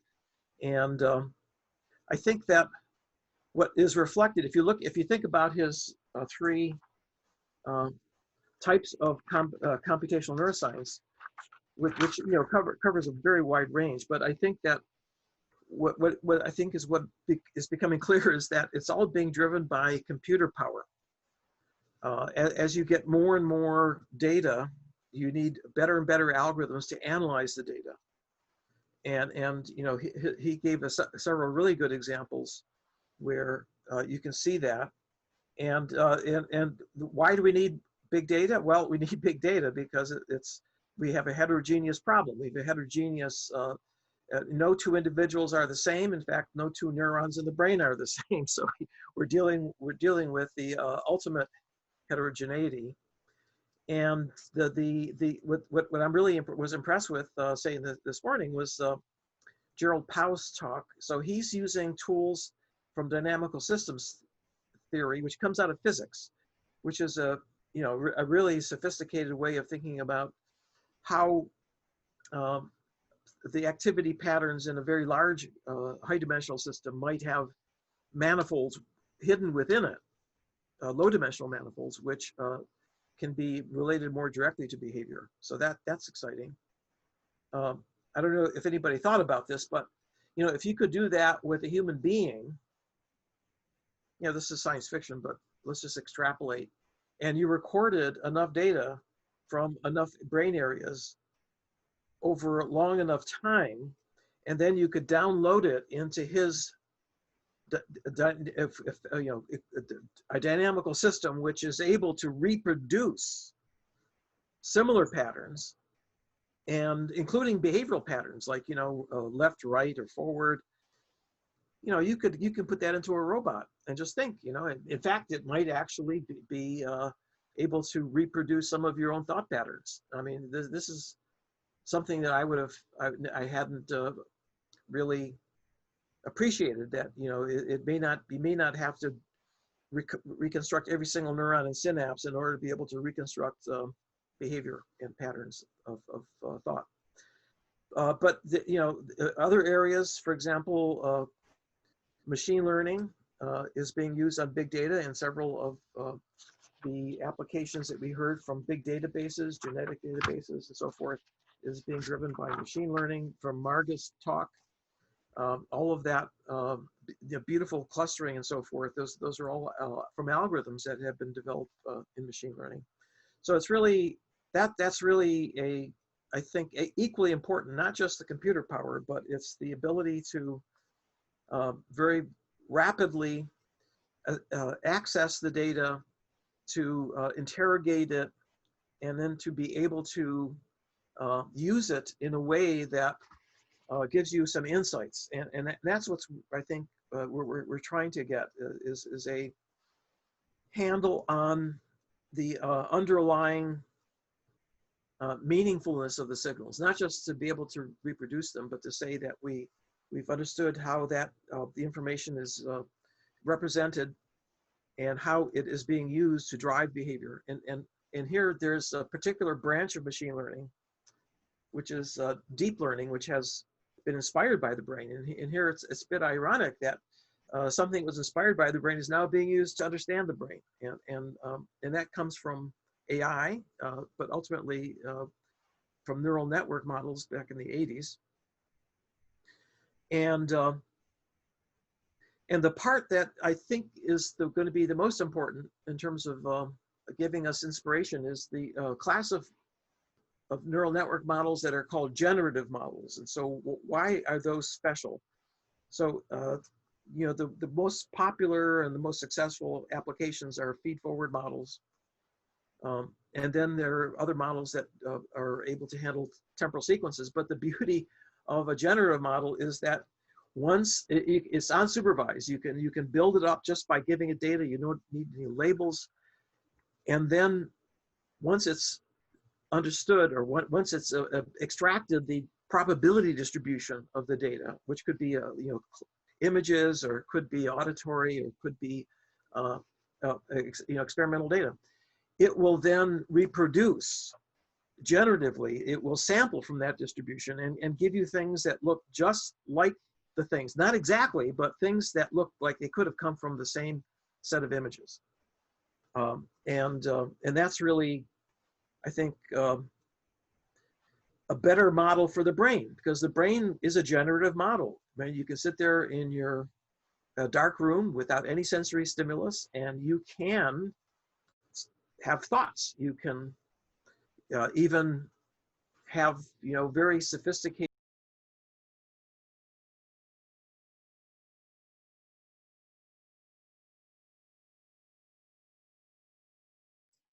Terry, you went dark.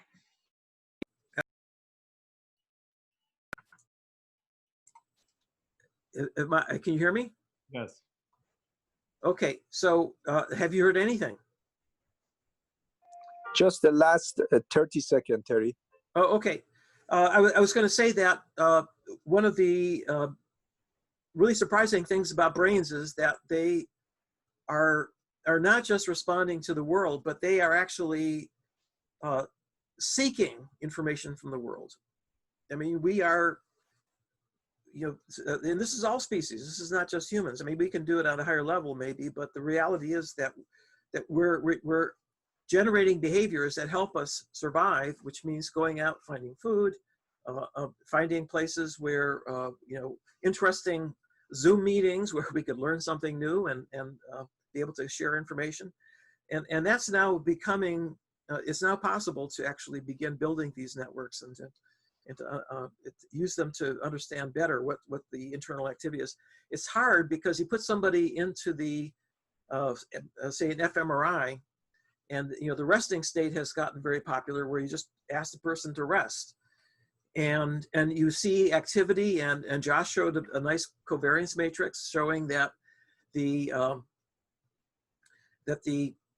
different parts, different regions in the brain can be highly positively or negatively correlated, and those are, you know, subnetworks which presumably have a high degree of connectivity and also are able to have different functions that are going to then coordinate, you know, how the brain is both generating behavior and responding.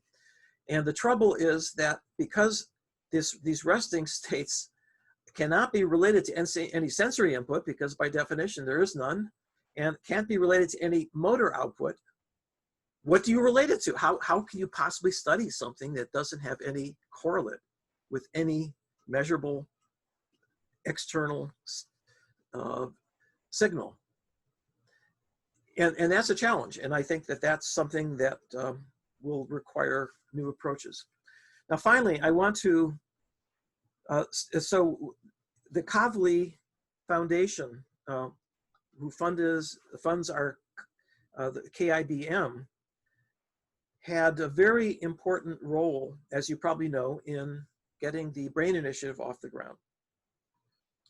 And I'd like to tell an origin story. You know, where did this all come from?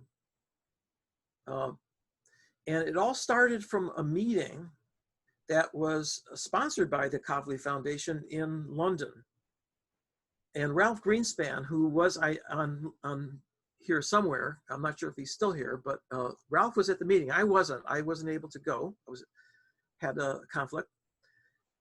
But you know, the Kavli Foundation funds 3 different kinds of centers. There's neuroscience, nanoscience, and astrophysics. And they thought it would be a good idea to get the nano people together with the neuro people. And so they invited, you know, from all the centers. They came and they gave talks, and it was a total disaster.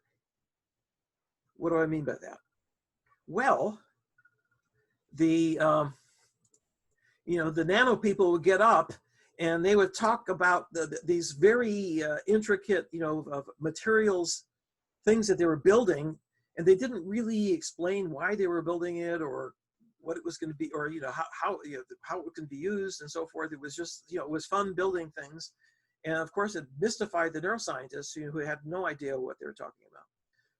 And conversely, when the neuroscientists got up and started talking about the LGN and then the different types of recordings from different parts of the brain and so forth, they were completely, the nanoscientists had no idea because of the jargon and also because of the fact that, there's no conceptual framework that they could hold on to. What are you talking about here?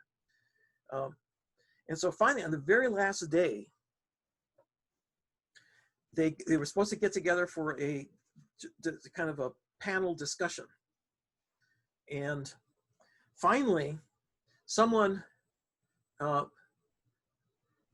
from the nano group asked the neuro group, look, could you just ask us what it is you want us to make?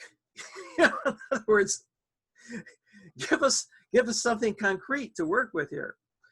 And it was Rafa Yusta, who's at Columbia, who's at the the Kavli Center there, said, well, if we could record from every neuron in the brain, then we'll be able to figure out how it works. And the nano guy said, well, why didn't you ask us? We can do that. and that kind of was the kernel of a white paper that Mi-Young Chun, who is the science director of Kavli, took to the Office of Science and Technology Policy at the White House at a very opportune time, because it was a time when the Obama administration was trying to identify a grand challenge project, that they occur once every decade or two, like the Man on the Moon and the Human Genome Project, and he wanted a signature project for his administration. And so the white paper basically laid out this concept that if we could get the engineers to work together with the neuroscientists, that this would be a major step forward to help not just cure diseases, but to understand some basic how brains work and how humans what affects our behavior, and why do we have biases, and how can we fix them, and these are big things, and eventually, if you understand how the brain works, it'll help you understand how it breaks down. But the brilliant part was that, unlike previous attempts for brain initiatives, and there was one as a human, was the decade of the brain, I think it was the 90s, it came and went, but those were all focused on diseases, and I think NIH already spends $5 billion a year on diseases, and adding another billion wasn't going to help that immediately. I mean, because it's a small addition. But and this is, I think, ultimately why it was so effective. It was that ultimately, you're only able to measure things that with the tools that you have, and if the tools aren't up to the grain of the thing you're trying to study, like if you're trying to study the stars and you don't have a way of magnifying the image and collecting enough light because it's too small, you'll never see what's out there. And the same thing is with the brain. If you can only record from one neuron at a time, it gives you a very limited picture, and especially given what we now know of the high degree of correlation and high degree of spatial patterns that we see in the cortex. And I was very happy, by the way, to hear that Josh Gordon had been inspired by all of the different oscillations that we've seen, that have been measured by single electrodes. Well, those all turn out to be traveling waves. And traveling waves are much more complex and much more interesting from the perspective of information than zero lag synchronous firing. So that's what you get if you can record from enough neurons. You begin to see the overall pattern. If suddenly you can see in an image, you can see objects, you can see things that have meaning.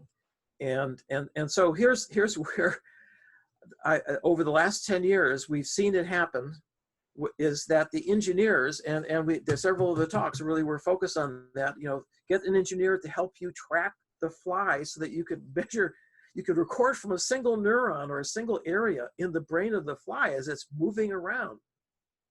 Wow, that is an amazing capability. You know, it requires very fancy optics. It has to require very fancy mechanical engineering. But it would have never been done if it hadn't been for the Brain Initiative to bring these engineers into our labs and for them to bring us into their labs to be able to create these great tools and to be able to create algorithms. Mathematicians, we need mathematicians to be able to help us analyze the data, and computer scientists. And that's, the ball is rolling now. And I see that that's going to continue to roll even past the 10 years of the Brain Initiative. This is going to end in 2025.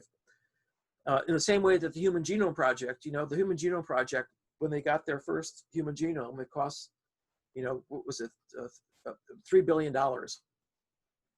And now you can get a genome for $1,000, right? Why? That's because there was so much momentum, and it was so inspiring that we can do that, that it became a whole industry. There's a whole industry now of being able to sequence and being able to understand the, you know, for different mental disorders, you know, what GWASs, wide area associations. And now we're beginning to see for the first time what the complexity of the problem is. You know, it's not one gene, it's hundreds of genes, interactions between genes and the background, the genetic background. And that's the heterogeneity we've been talking about. But we have the tools now, we can make these measurements. And because of the fact that we have this momentum moving forward, I am hoping that, 20 years on from the, 2025, I think that somewhere along the line there, the big discoveries that are going to come out one after another, I think are going to really change the way we think about the brain, how it works, and where we can intervene. And this is now where the mission of NIMH becomes incredibly important, because they have been amassing data on the different types of mental disorders, depression, and now by using all sorts of computational approaches, and Josh just, he was just scratching the surface, because there's dozens of different approaches that can be applied. But that combined with the data, and combined with a much better way of analyzing the data, is going to give us, I think, the real insights into how to extract from the heterogeneity specific approaches to help specific types of disorders in specific people. That is where we're headed, and it's just going to require an enormous amount of studies, of being able to curate the data. It's not easy, because there's all kinds of problems with cleaning the data and making them de-identifying. Terry Jernigan just gave some of the problems that you have to deal with, but these are all solvable problems. We're all going to be able to benefit from it.